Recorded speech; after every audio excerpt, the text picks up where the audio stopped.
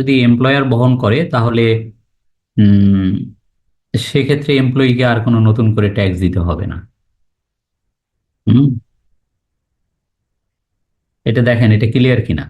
মানে ধরেন একজন এমপ্লয়ি, আমার কথা শুনতে পাচ্ছেন? জি স্যার। জি স্যার। এক- হ্যাঁ, একজন এমপ্লয়ি, সে স্যার তার আপনি সাথে, কাটাকাটিগুলো মোছার জন্য শেয়ার স্টপ করে আবার শেয়ার দিতে।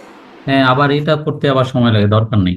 শোনেন, একটা কথা শোনেন, সেটা হলো যে কোনো এমপ্লয়ি যদি চাকরিতে জয়েন করার সময় এমন এগ্রিমেন্ট করে যে আমার বেতনের উপরে যা ট্যাক্স এটা কোম্পানি বহন করবে, এই শর্তে আমি জয়েন করতে রাজি আগামী মাসের 1 তারিখ থেকে। তো সেইভাবেই এগ্রিমেন্টটা হলো। কোম্পানি তাহলে ওই স্যালারি ট্যাক্সটা, তার যেটা ইয়ারলি স্যালারি ট্যাক্স যেটা আসে, এটা যদি কোম্পানি দিয়ে দেয়, তাহলে এইটা আপনার ইনডাইরেক্টলি ওই যেটা ট্যাক্স দিল ওটা তো পার্ট অফ দি স্যালারি হওয়ার কথা, সেটা হবে না। এই তো কোম্পানি দিয়ে দিছে, সারা গেছে, শেষ। আশা করি ক্লিয়ার। তাহলে স্যার এটা কি এমপ্লয়ের জন্য একটা বেনিফিট না স্যার? এমপ্লয়ের জন্য বেনিফিট, কিন্তু ওই বেনিফিটের উপরে ট্যাক্স হবে না, ওই ট্যাক্সের উপরে ট্যাক্স হবে না। ও, ঠিক আছে কিন্তু স্যার। এমপ্লয়িকে নিজের থেকে আবার ট্যাক্স দিতে হবে না তার ওইটা বাদে বাকি ইনকামের উপর? তা তো বটেই, যদি থাকে, যদি চাকরির বাইরে তার অন্য কোনো ইনকাম থাকে, তাহলে সেটার উপরে তো সে দিবে, আর চাকরির বেতনের উপরে কোম্পানি দিবে। স্যার বেতনের উপর তো কোম্পানি দিছে, কিন্তু সেটার উপর তো কোম্পানির পার্সপেক্টিভ থেকে দিছে, এখন তার নিজের পার্সপেক্টিভ থেকে দেওয়া লাগবে না? নাকি ওইটাই গ্রহণযোগ্য বিবেচিত হবে? আমি বুঝিনি আপনার কোশ্চেন। স্যার এটা আমি বুঝি না স্যার। কোম্পানি তো অলরেডি টিডিএস, সরি, ওই টিডিএস তো কেটে দিচ্ছে এমপ্লয়ি স্যালারির এগেইনস্ট, আবার নতুন করে স্যার কি দিবে? এটা একটু যদি ক্লিয়ার করতেন স্যার, তো আমার বোঝারও ভুল হতে পারে। কোম্পানি কোনো টিডিএস করবে না যদি এমন এগ্রিমেন্ট হয় যে তাহার বেতন হইতে কোনো উৎসে আয়কর কর্তন করা হইবে না, যেটা কর্তন করার কথা সেটা কোম্পানি দিয়ে দিবে। এইটা হলো চাকরির শর্ত। বুঝছেন? জি স্যার। জি স্যার, বুঝতে পেরেছি। তো দিয়ে দিলে, তো কোম্পানি দিয়ে দিলে তো সারা গেল। সুতরাং ইনে বিনেয়া কোম্পানি কেন দিবে? আমার ট্যাক্স আমি দেব, আমার আয়ের উপরে আমার আয়কর হবে, কোম্পানি কেন দিবে? কোম্পানি যেটা দিবে সেটা তো তাইলে আমার পারকুইজিট, তাইলে ওটা পারকুইজিট হিসাবে আমার তো স্যালারির সঙ্গে আবার যোগ হবে, যোগ হয়ে আবার ফ্রেশ ট্যাক্স ক্যালকুলেশন করতে হবে। এই এই সমস্ত কাজ করতে হবে না। দিয়ে দিয়ে দিছে, কোম্পানি দিয়ে দিছে, সারা গেছে, শেষ। Okay sir. স্যার কোম্পানি যে ট্যাক্সটা দিয়ে দিল এটা কি খরচ হিসেবে দাবি করতে পারবে? কোম্পানি এটা স্যালারি অ্যান্ড অ্যালাউন্সের মধ্যে যাবে। কোম্পানির যে profit and loss account, income statement, জি জি স্যার। ওইখানে অ্যাডমিনিস্ট্রেটিভ খরচের ভিতরে প্রথম হেডটাই হলো স্যালারি অ্যান্ড অ্যালাউন্স, ওর ভিতরে এই ট্যাক্সটাও যাবে। এই Thanks. ট্যাক্সটাও কোম্পানির হাতে স্যালারি। বুঝতে পারছেন? জি স্যার, থ্যাংক ইউ স্যার। তার একটা কোশ্চেন ছিল। এখন আসেন, স্যার কোশ্চেন ছিল। কি বলেন? স্যার কোশ্চেন স্যার ওই যে ইয়ে করে আর কি, অনেক সময় যে যেটাকে ট্যাক্স কেটে রাখে, ফুললি ট্যাক্স কেটে রাখে, বছর শেষে 50% টাকা রিটার্ন দেয় আর কি। তাহলে তো একই জিনিস হবে তাই তো? এই টাকাটা সেম ভাবে নো ট্যাক্স হবে এমপ্লয়ের জন্য। আমি বুঝি নেই কি বলেন। মানে প্রতি মাসে 50% হলো, মাসে কোম্পানি স্যালারি থেকে ট্যাক্স ডিডাক্ট করে রাখে অ্যাজ পার ল অনুযায়ী। শোনেন, যত ওইটা টাকা এক জিনিস, ওইটা এক জিনিস। যদি কোনো কিছু বলা না থাকে, প্রতি মাসে স্যালারি থেকে অ্যাভারেজ রেটে প্রতি মাসে ট্যাক্স কেটে রাখবে, এটা সবাই জানে। আর যেটা জানে না, এটা আপনার চোখের সামনে, সেটা হলো যদি কোনো এরকম এমপ্লয়ি হয়, সে কোম্পানির সাথে এরকম এগ্রিমেন্ট করে, তাহলে কোম্পানি তার কাছ থেকে তো কোনো বেতন থেকে ট্যাক্স কাটবেই না, উপরন্তু বছর শেষে একবারে ট্যাক্সটা দিয়ে দিবে, তার যা ট্যাক্স হয়, মানে স্যালারির উপরে। এই স্যার ওকে। এই ক্ষেত্রে স্যার যেমন চাকরি থেকে আয়ের যে এই যে খাতরা থেকে ইনকাম তো তাহলে কোনো আসবে না, না? নিজের সময় না, ওনার পার্সোনাল ইনকাম ট্যাক্স করতেছে, ওই রাইট। ক্ষেত্রে টাকাটা যোগ করবে না ওই তাহলে কি? ক্ষেত্রে স্যালারির মধ্যে তার পারকুইজিট হিসাবে ওই যে মানে tax, income tax borne by the company, এটা আসবে না। এইটাই তো মাপ করছে, এই মাপ করছে বিধায় তো এটা টানানো। আর যদি এটা মাপ না করতো 1999 সনে এসআরও দিয়ে, তাহলে তো ওই ট্যাক্সটাও তার স্যালারি ইনকাম হিসেবে যোগ হতো। বুঝতে বুঝতে পারছি। পারছেন? জি স্যার। কিন্তু মাপ করে দিছে। স্যার তাহলে তার রিটার্নের স্যালারি জিরো হবে, আলটিমেট সামারি হচ্ছে এটা বলা যায়। স্যালারি ইনকাম জিরো, অন্যান্য হেডের ইনকাম থাকলে সেগুলো আসবে, তাই না? তা তো বটেই, স্যালারি নর্মাল স্যালারি সার্টিফিকেট যেভাবে হয় সেভাবেই হবে। বুঝছেন কিনা নাকি? এটা তো জটিল না, কিন্তু এটা যে নিয়ে যে পেঁচাইতেছেন, এটা তো পেঁচানোর মতো আইটেম না কিন্তু। জি স্যার, বুঝছি স্যার। এটা এত পেঁচাইতেছেন কেন? আচ্ছা, এখন দেখেন যে কোথায় কোথায় বিনিয়োগ করলে রেয়াত পাওয়া যাবে, এটা আমি পুরোটা পড়াবো তারপরে কোশ্চেন। তো একটু দেখেন, সেটা হলো যে জীবন বীমা প্রিমিয়াম, সেখানে আপনার নিজের নামে, ওয়াইফের নামে বা হাজবেন্ডের নামে, ডিপেন্ডেন্ট চিলড্রেনের নামে, এরকম যতগুলো খুশি ততগুলো যদি আমার এলআইপি থাকে, লাইফ ইন্স্যুরেন্স প্রিমিয়াম থাকে বাৎসরিক, তাহলে সেটার উপরে আমি কর রেয়াত পাবো। তবে পলিসি ভ্যালু 10%-এর বেশি জানি প্রিমিয়াম না হয়। যদি হয় তাহলে 10% পর্যন্ত। ধরেন আমি একটা পলিসি করছি 6 লাখ টাকা, মানে 6 লাখ টাকার একটা পলিসি ভ্যালু, কিন্তু আমি ইয়ারলি প্রিমিয়াম দেই 80,000 টাকা, তাহলে আমি 80,000 টাকার উপরে রেয়াত পাবো না, পাবো 60,000 টাকার উপরে, মানে 6 লাখ টাকার 10%-এ, এরকম আর কি। তো এরকম যতগুলো মানে বউ ছেলে মেয়ে সবার নামে করলেও পাওয়া যাবে। এই একটা আইটেমই আছে যে স্পাউসের নামে, ডিপেন্ডেন্ট চিলড্রেনের নামে করলেও হয়। আর নিচের সবগুলো নিজের নামে, বাকি সবগুলো এই স্লাইডে যতগুলো আছে 1 নাম্বারটা বাদে সবগুলো নিজের নামে হতে হবে, করদাতার নিজের নামে। আচ্ছা, তারপরে যারা সরকারি চাকরিজীবী তারা জিপিএফ এ যে টাকা কন্ট্রিবিউট করে, যারা বেসরকারি চাকরিজীবী তাদের both contribution, employers and employees contribution to recognize provident fund, recognize না হলে পাবে না। তারপরে সুপারঅ্যানুয়েশন ফান্ডে যদি কন্ট্রিবিউট করে কোনো এমপ্লয়ি, তারপরে বেনোভোলেন্ট ফান্ড এবং গ্রুপ ইন্স্যুরেন্স মানে কল্যাণ তহবিল এবং যৌথ বীমা, যদি কোনো এমপ্লয়ি কন্ট্রিবিউট করে তার উপরে সে রেয়াত পাবে। কোম্পানি কন্ট্রিবিউট করলে তার উপরে পাবে না। ডিপিএস সর্বোচ্চ 1,20,000 টাকা নিজের নামে হতে হবে। সঞ্চয়পত্রে যদি 5 লাখ টাকা বিনিয়োগ করে বা গভর্নমেন্টের ট্রেজারি বন্ডেও যদি 5 লাখ টাকা বিনিয়োগ করে, তো সর্বমোট 5 লাখ আর কি, সে ট্রেজারি বন্ডেই করুক আর সঞ্চয়পত্রেই করুক, সর্বোচ্চ 5 লাখ। এর বাইরে আর 5 লাখ টাকা পাবে সে আইসিবি ইউনিট সার্টিফিকেট বা মিউচুয়াল ফান্ড সার্টিফিকেট কিনলে ডিউরিং দি ইয়ারে, ওটার উপরেও 5 লাখ টাকা পাবে। সেই হিসাবে 5 লাখ 5 লাখ 10 লাখ সর্বোচ্চ আর। আর শেয়ার বা ডিবেঞ্চারে যদি বিনিয়োগ করে এনি অ্যামাউন্ট এটার উপরে পাবে। এখন কোশ্চেন করতে পারেন। স্যার আমার প্রথমটা দিয়ে একটা কোশ্চেন আছে। লাইফ ইন্স্যুরেন্স প্রিমিয়ামের ক্ষেত্রে দেখা যায় ওই কোম্পানি শুধু লাইফ ইন্স্যুরেন্স না, অনেক ক্যাটাগরির প্রোডাক্ট থাকে, এডুকেশন প্ল্যান থাকে বা অন্য কোনো হেলথ থাকে। তো ওগুলার ক্ষেত্রেও কি পাওয়া যাবে না শুধু লাইফ না, ইন্স্যুরেন্সের ক্ষেত্রে? শুধু জীবন, শিক্ষা না। আচ্ছা, তাহলে আর যদি কোনো কোশ্চেন না থাকে তাহলে পরের স্লাইডে যাই। স্যার আমার একটা কোশ্চেন ছিল লাইফ ইন্স্যুরেন্স হ্যাঁ, রিলেটেড। এটা স্যার আমরা যখন প্রথমে আমি যদি 1 বছরের জন্য লাইফ ইন্স্যুরেন্স, সরি 5 বছরের জন্য আমি লাইফ ইন্স্যুরেন্স করলাম, তাহলে কি স্যার আমি ওই 5 বছরে ওই ফেস ভ্যালু 10% কি রেয়াত নিতে পারবো নাকি স্যার শুধু একবারই নিতে পারবো? না না, মানে ডিউরিং দ্য ইয়ারে যা প্রিমিয়াম দিবেন ওইটার উপরে আপনি রেয়াত পাবেন।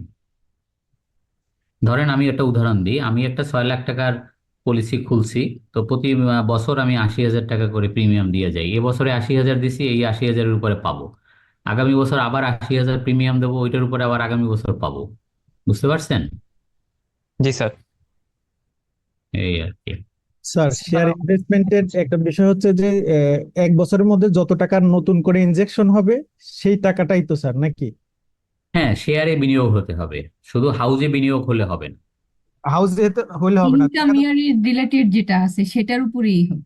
হ্যাঁ, ইনকাম ইয়ারে, ডিউরিং দ্য ইনকাম ইয়ার আমি আমার হাউজে টাকা টাকা দেবো, যে হাউসকে বলবো যে তুমি আমার নামে গ্রামীণ ফোনের শেয়ার কেনো। তো যদি শেয়ার কিনে এবং বাই স্টেটমেন্টে আসে তাইলে আমি ওটার উপরে পাবো।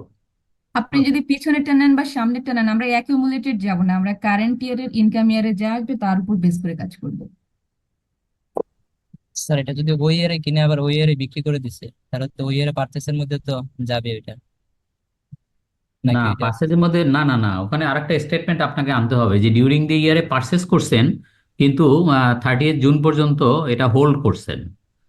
ওইটা আপনি চাপ দিলে কম্পিউটারে যেভাবে চাপ দিবেন ওইভাবে, যেভাবে কমান্ড দিবেন ওইভাবেই আসে, প্রিন্ট আউট চলে আসে। ট্যাক্স সার্টিফিকেট বলে স্যার এটা। হ্যাঁ, তো স্যার, ওই পোর্টফোলিওতে ওইভাবে আনলে আপনার ওইটার উপরে পাবেন আর কি। হ্যাঁ, বলেন।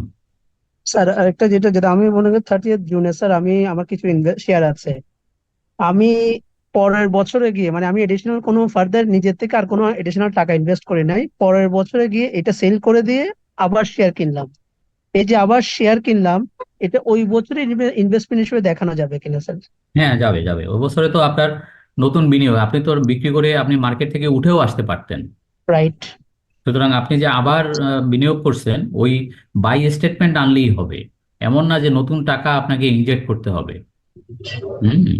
এখানে বলছে যে শেয়ারে বিনিয়োগ হতে হবে, শুধু হাউজে বিনিয়োগ হতে হবে, নতুন করে হাউজে বিনিয়োগ করে ওই টাকা দিয়ে শেয়ারে বিনিয়োগ করতে হবে, এ কথা বলা হয়নি কোথাও। তাহলে স্যার একটা ইনকাম রাইট স্যার। ইয়ারে যত টাকা বাই করা হয়েছে তত টাকা সার্টিফিকেট দেখাইলেই হবে। সবচেয়ে বুদ্ধিমানের কাজ হলো যে আমার যা শেয়ার আছে আমি বিক্রি করে দেবো, বিক্রি করে দিয়ে আবার শেয়ার কিনবো, এইভাবে প্রতি বছর করব, নতুন কোনো টাকা ঢালবো না। এরা হলো বুদ্ধিমান, এরা হলো ট্যাক্স প্ল্যানিং। আচ্ছা, বুঝতে পারছেন? Thank you sir. আচ্ছা, আর আরেকটা বিষয় হলো ওই যে বেচবেন কেমনে, সব তো লালে লাল। অর্ধেকেরও কম স্যার, ভ্যালু হ্যাঁ, অর্ধেকেরও কম। এটাই সমস্যা আর কি। জি স্যার। স্যার তাহলে আরেকটা স্যার একই শেয়ার যদি আমি আরেকটা বিষয় 3 বার হলো 4 বার স্যার, সেল করি তাও তো হবে স্যার। হ্যাঁ, বলেন একজন একজন। বাকি মার্কেট ভ্যালু দেখাবো। সিওএসটি, সিওএসটি। ঠিক আছে স্যার, থ্যাংক ইউ। ভাই একটা প্রশ্ন করছে, প্রশ্নটা ভালো, ভাই আরেকটা প্রশ্নটা করেন। স্যার আমার একটা কোশ্চেন ছিল। বলেন। Contribution to any DPS up to টাকা 1,20,000, স্যার এটা যে বলা আছে, এটা যদি কোনো অ্যাকাউন্ট হয় যে জয়েন্ট অ্যাকাউন্ট, সেক্ষেত্রে এটা কিভাবে দেখাতে হবে? অর্ধেক। ডিপিএস তো সাধারণত জয়েন্ট অ্যাকাউন্ট আমি দেখি নাই। তা অনেক সময় হয় না যে হাজবেন্ড ওয়াইফ মিলে হচ্ছে একটা জয়েন্ট হাজবেন্ড অ্যাকাউন্ট করছে। হাজবেন্ড ওয়াইফের জয়েন্ট অ্যাকাউন্ট থাকে, কিন্তু জয়েন্ট ডিপিএস থাকে এরকম আমি দেখি নাই। যাই হোক আর কি, যদি থাকে অর্ধেক হবে, তো সোজা কোশ্চেন। ওকে স্যার আমার একটা কোশ্চেন ছিল। হ্যাঁ, বলুন। স্যার বাবা এবং ছেলের দুইজনে ইনকাম ট্যাক্স রিটার্ন সাবমিট করে। বাবা যদি ছেলের নামে লাইফ ইন্স্যুরেন্স করে, সেক্ষেত্রে বেনিফিটটা কে নিবে স্যার? হ্যাঁ, আবার বললেন কি? দুজনে সাবমিট করে, এটা লাইফ ইন্স্যুরেন্স করলো স্যার, এক্ষেত্রে বেনিফিটটা কে নিবে স্যার? শোনেন, একটা জিনিস কি, বাপ ছেলে দুইজনেই যদি মানে হয়, সেক্ষেত্রে কিন্তু ওই লাইফ এটা সে নামে পারে না। কারণ কি, বাপের ডিপেন্ডেন্ট সে না। বোঝার চেষ্টা করেন, বুঝতে পারছেন? আপনাদের এখানে লেখাই আছে যে বউ নামে করলে হবে।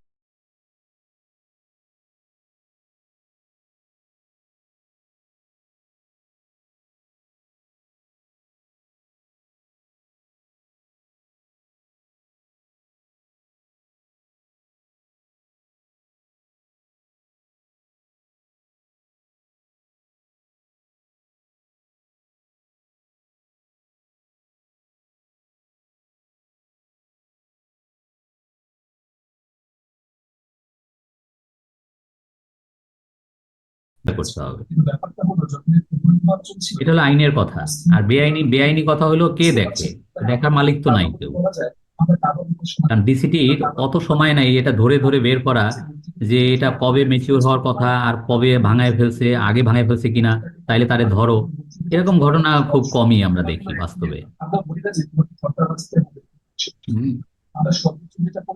স্যার শেয়ার কত টাকা পর্যন্ত? Unlimited share, unlimited. আর এই ডোনেশন গুলো আছে, এগুলো একটু দেখতে পারেন। তো কোথায় কোথায় ডোনেট করলে আপনি রেয়াত পাবেন, সেটার একটা লিস্ট আপনার এখানে দেওয়া আছে। তো সেইটা দেখেন, এখানে আছে, জানেন জাকাত ফান্ড আছে, গভর্নমেন্টের জাকাত ফান্ড, যেটা ইসলামিক ফাউন্ডেশন মেনটেন করে। সেখানে যদি আপনি ডোনেট করেন, তাহলেও আপনি ওটার উপরে রেয়াত পাবেন। আরো যা যা আছে একটু দেখতে পারেন। যাই হোক,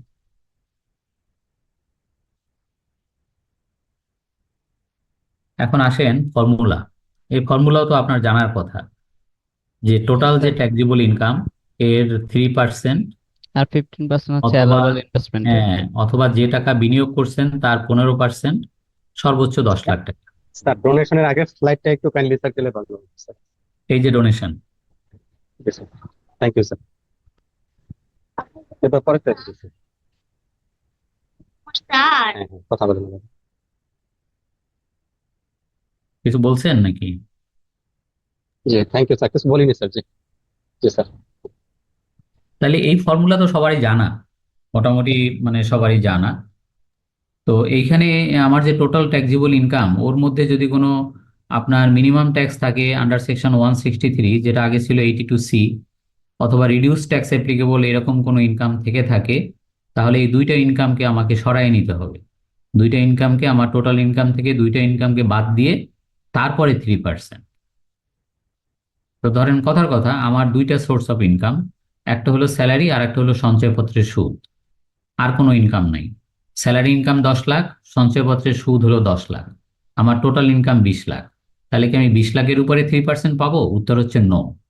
কত টাকার উপরে পাবো? 10 লাখ টাকার উপরে পাবো। কারণ যে সঞ্চয়পত্রের সুদ 10 লাখ, ওটা 63-তে 163-তে ওটা মিনিমাম ট্যাক্স, সুতরাং ওটার উপরে আমি কিন্তু বিনিয়োগ রেয়াত পাবো না। এই এরকম আর কি। তো এটা ক্লিয়ার হলে, আর এই স্লাইড তো আপনি আগেও দেখছেন গত স্যার একটা কোশ্চেন ছিল স্যার, যদি কেউ যদি স্যার কোনো চাকরিজীবী যদি কোনো ইনভেস্টমেন্ট না করে, তাহলে কি স্যার ওই ইনভেস্টমেন্ট অ্যালাউন্স কি পাবে 3% ট্যাক্সেবল ইনকামের উপরে? মানে ইনভেস্টমেন্ট নাই কোনো স্যার। কি মনে হয় আপনার, কি মনে হয়? আমার তো মনে হয় স্যার 3% লেখা আছে, সুইচেবল লোয়ার না, তিনটার মধ্যে তো ওইটা একটা ইনক্লুড করা আছে, 3% টোটাল ট্যাক্সেবল ইনকাম। তো লোয়ার কোনটা হবে? লোয়ার হবে 3%। জি না, লোয়ার হবে 2 নম্বরটা। সে অ্যাকচুয়াল বিনিয়োগ তার হলো 0, রসগোল্লা, রসগোল্লার 15%-এর রসগোল্লা, রসগোল্লা হবে সবচেয়ে লোয়েস্ট। বুঝছেন? জি স্যার। কি মজার কথা শুনাইলেন আপনি, যে একটা ছেলে কোনো বিনিয়োগই করে না, তাও তো সে 3% পাবে স্যার, তাই না? এই ছিল আপনার কোশ্চেন।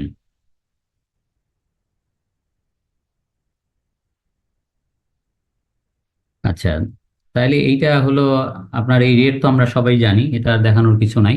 এখন আসেন যে স্যালারি থেকে যে টিডিএস, এই টিডিএস তো আপনার অ্যাভারেজ রেটে হয়, তো এইভাবেই করতে হয়। কিন্তু অনেকের আছে দেখবেন যে গাড়ি আছে, ব্যক্তিগত গাড়ি আছে, তার জন্য হয়তো 25,000 টাকা তার এআইটি দিতে হচ্ছে বিআরটিএ তে। তো ওইটা ইউজুয়ালি এখানে সমন্বয় হয়, কিন্তু তার জন্য আবার ডিসিটির কাছ থেকে একটা সার্টিফিকেট আনার বিধান আছে। তো এটা যদি এনে আপনাকে দিতে পারে, তাহলে আপনি ওই পরিমাণ টাকা কম কাটবেন। এটা হলো মানে আইনের কথা। মানে বাস্তবে যেটা আছে, যেটা তো আমি দেখি, অনেকেই আছে যে ওই 25,000 টাকা ট্যাক্সটা দিয়ে ওই কোম্পানি যে ট্যাক্স কাটে তারে দেয়, সে ওই পরিমাণ টাকা কম কাটে, এবং এটা নিয়ে ইনকাম ট্যাক্স ডিপার্টমেন্টও কোনো হাউকাউ করে না, কোনো আপত্তি উত্থাপন করে না। কারণ হয় কি, ডিসিটির কাছ থেকে একটা সার্টিফিকেট বের করা এটা তো টাফ, এবং অনেক ডিসিটি জানেও না যে এরকম একটা সার্টিফিকেট দেওয়া যায়, আইনে বলা আছে। এই যাই হোক, স্যালারি থেকে এই যে উৎসে কর্তৃত্ব কর বা এই যে টিডিএস, এই টিডিএসটা তো আপনারা সবাই জানেন, যে মাসে কাটা হয়, যে মাসের স্যালারি থেকে কাটা হয়, তার পরের মাসের সেকেন্ড উইকের মধ্যে অবশ্যই জমা দিতে হবে। এই এখন বলেন, এই স্লাইডে কোনো কোশ্চেন আছে স্যার। কোশ্চেনটা হলো, যখন স্যার টিডিএসটা এভারেজ রেটে কাটবে, এখন এখানে অনেকেই ইনভেস্টমেন্ট করে কি করে না সেটা জানা যায় না, বা পার্সোনাল এটা অনেকেই অনেক কিছু স্যার শেয়ার করতে চায় না, কই এটা না আমার না না, পার্সোনাল বিষয়। এটা বলি, এটা আসলে সব জায়গায় আমি বাস্তবে যেটা দেখি, এখন প্রাইভেট কোম্পানিগুলো ওই সে বিনিয়োগ করবে 3%, ওইটা কনসিডার করেই কাটে। কারণ ওটা যদি কনসিডার না করে কাটে, তাহলে অনেক বেশি কাটা হয়ে যায়। আর যদি ট্যাক্স বেশি কাটে আর সে প্রকৃত বিনিয়োগ যদি করে, তাহলে তো আসলে রিফান্ড ইনকাম ট্যাক্স ডিপার্টমেন্ট থেকে রিফান্ড পাওয়া যায় না। তো যার কারণে সবাই এটা করে। যদি সে বিনিয়োগ না করে, তাহলে সে তারটা বুঝবে, সে বুঝবে, সে যখন রিটার্ন দাখিল করবে। আবার কোনো কোনো ভালো ভালো কোম্পানি, তারা কিন্তু জুন মাসে সবার কাছ থেকে বিনিয়োগ রেয়াতের কাগজটা নিয়ে নেয়, যে আপনি কোথায় কোথায় আপনার ডিপিএস, জীবন বীমা, কি শেয়ার, কি আছে না আছে আমাদেরকে দেন। এখন তাইলে স্যার আমরা, এটা তো পার্সোনাল ইস্যু, এটা অনেকেই স্যার মানে দিতে চায় না, বলে এটা তো আপনাকে কনফিডেন্সিয়াল। এখানে তিনটা কথা বলি, প্রথম কথা, আইনে কোথাও বলা নাই যে বিনিয়োগ রেয়াত বাদ দিয়ে তারপরে অ্যাভারেজ করতে হবে, এটা কোথাও বলা নাই, নাম্বার 1। এটা হলো আইনের কথা। বেআইনি কথা হলো সবাই এটা বিনিয়োগ কনসিডার করেই করে, এবং ইনকাম ট্যাক্স ডিপার্টমেন্ট এটা দেখেও না দেখার ভান করে। 3 নম্বর কথা, আপনি বলেন স্যার আপনার মতামত কি, কি বলেন, আপনি কি করতে বলেন? আমি বলবো যে আপনার অফিসের মধ্যে যতটুকু, আপনি অফিসের মধ্যে থাকেন, তার বাসায় যায়েন না। সে তার বাসায় কি করছে না করছে এটা জানেন না, আপনি অফিসের মধ্যে তার আছে, আপনার প্রভিডেন্ট ফান্ড আছে, শুধু প্রভিডেন্ট ফান্ডটা কনসিডার করে আপনি অ্যাকর্ডিংলি কাটেন। বুঝতে পারছেন? তবে হয় কি, আমি তো এটাও বুঝি যে যাই বলি না কেন, এমপ্লয়ির বিপক্ষে গেলে সমস্যা। একজন এমপ্লয়ি থেকে বেশি কাটবেন আপনি, সে রিফান্ড পাবে না, সেও তো একটুই হবে। এবং সবাই যারা চাকরি করে সবাই শিক্ষিত এবং সবাই জানে যে আমি যদি বিনিয়োগ করি তাহলে আমি আমি একটু রেয়াত পাবো, আমার ট্যাক্সটা কম দিতে হবে। এবং এই কম কে না দিতে চায়, বুঝতে পারছেন? তবে ঝামেলা করে কারা? ঝামেলা করে যারা আদৌ রিটার্ন দেয় না। হয়তো আপনি ট্যাক্স কাটতেছেন ঠিকই, বিনিয়োগ রেয়াত সবকিছু হিসাব করে সে বিনিয়োগও করলো না, রিটার্নও দিল না, সরকার তার কাছ থেকে বাড়তি ট্যাক্সটুকুও পেল না, ওইখানে সমস্যাটা হয়। এই স্যার এরকম কি কোনো নিয়ম আছে যে যত টাকা তার ট্যাক্স হবে একটা এত পার্সেন্ট কেটেই রাখতে হবে কোম্পানির ক্ষেত্রে, বা জি না, পার্সেন্টেজ নাই, কোনো অ্যাভারেজ রেট। স্যার ওই যে আপনি তো বললেন স্যার গাড়ির ট্যাক্সের কথা, কিন্তু কোনো এমপ্লয়ি যদি অন্য কোনো সোর্সের ট্যাক্স দিয়ে থাকে সেটা কি অ্যাডজাস্ট হবে না? অন্য সোর্সের সাথে এটার কি সম্পর্ক? না, আমি হয়তো কোথাও একটা বেশি আমি এটা কাজ করলাম, সে আমার ট্যাক্স কেটে রাখলো। না না, ওটা কোথাও আলাদা, ওটা তো আলাদা সোর্স অফ ইনকাম। কি বলেন আপনি? না, তো আমার তো দিন শেষে রিটেলে তো আমার একই ট্যাক্স দাঁড়াবে না। কি বলেন? আমি তো এই, আমি বিভিন্ন পর্যায়ে যদি ট্যাক্স দিয়ে থাকি অন্য অন্য সোর্সে, শুধু গাড়ি না, আমি হয়তো কোনো একটা কাজ করছি সেখানে আমার ট্যাক্স কেটে রাখছি। ওইটা আলাদা সোর্স অফ ইনকাম, আর এটা স্যালারি ইনকাম, ওটার সাথে এটা মিশাবেন না। ওইটার ট্যাক্স আলাদা, এটার ট্যাক্স আলাদা। এটা কি বলেন? আমি আরেকটা আয় করছি, সেটার থেকে ট্যাক্স কাটছে, না না, সেই আপনি আয়। এই যে স্যার গাড়ির কথা বললেন আর কি, যে গাড়িতে ট্যাক্স দিয়ে থাকলে এইখানে হয়তো সেটা কাটে না, কিন্তু গাড়ি ছাড়াও তো অন্যান্য ট্যাক্স থাকতে পারে কোন এমপ্লয়ির, সে না, অন্যান্য ট্যাক্স থাকতে পারে না। যদি তার শুধু অনলি ট্যাক্স দেবে, স্যালারি ট্যাক্স হয়, সেখানে তো হুম, সে বেশি ট্যাক্স দিয়ে ফেললো না। বুঝি নেই আপনার কোশ্চেন, ক্লিয়ার না। আমি বলতেছি স্যার, যদি কোনো এমপ্লয়ি যদি only sir we should move on. না না, আপনার ক্লিয়ার না তো। আপনি সত্যিকার মনের ভিতরে রেখে কোশ্চেন গুলো তো হবে না। আপনি করেনটা কি? আপনি এইখানে চাকরি করেন, এর বাইরে আপনি কি করেন যে যেখান থেকে আপনার ট্যাক্স কাটছে সেইটা আপনি স্যালারি থেকে সমন্বয় করতে চাচ্ছেন? স্যার কনসালটেন্সি করে মনে হয়। এত বড় সাহস! এটা হবে না, এটা ভুলে যান। আপনার অন্য খাত থেকে যদি ইনকাম থাকে সেখান থেকে ট্যাক্স কাটে, সেটা তো আর একটা সোর্স অফ ইনকাম, তাই না? আপনি পরিষ্কার উদাহরণ যদি দিতে পারতেন মনের ভিতরে অর্ধেক কথা না রেখা, তাইলে আমি উত্তরটা দিতে পারতাম। তো যাই হোক, অনেক কষ্টে স্যালারি ইনকামটা শেষ হলো, ঠিক আছে।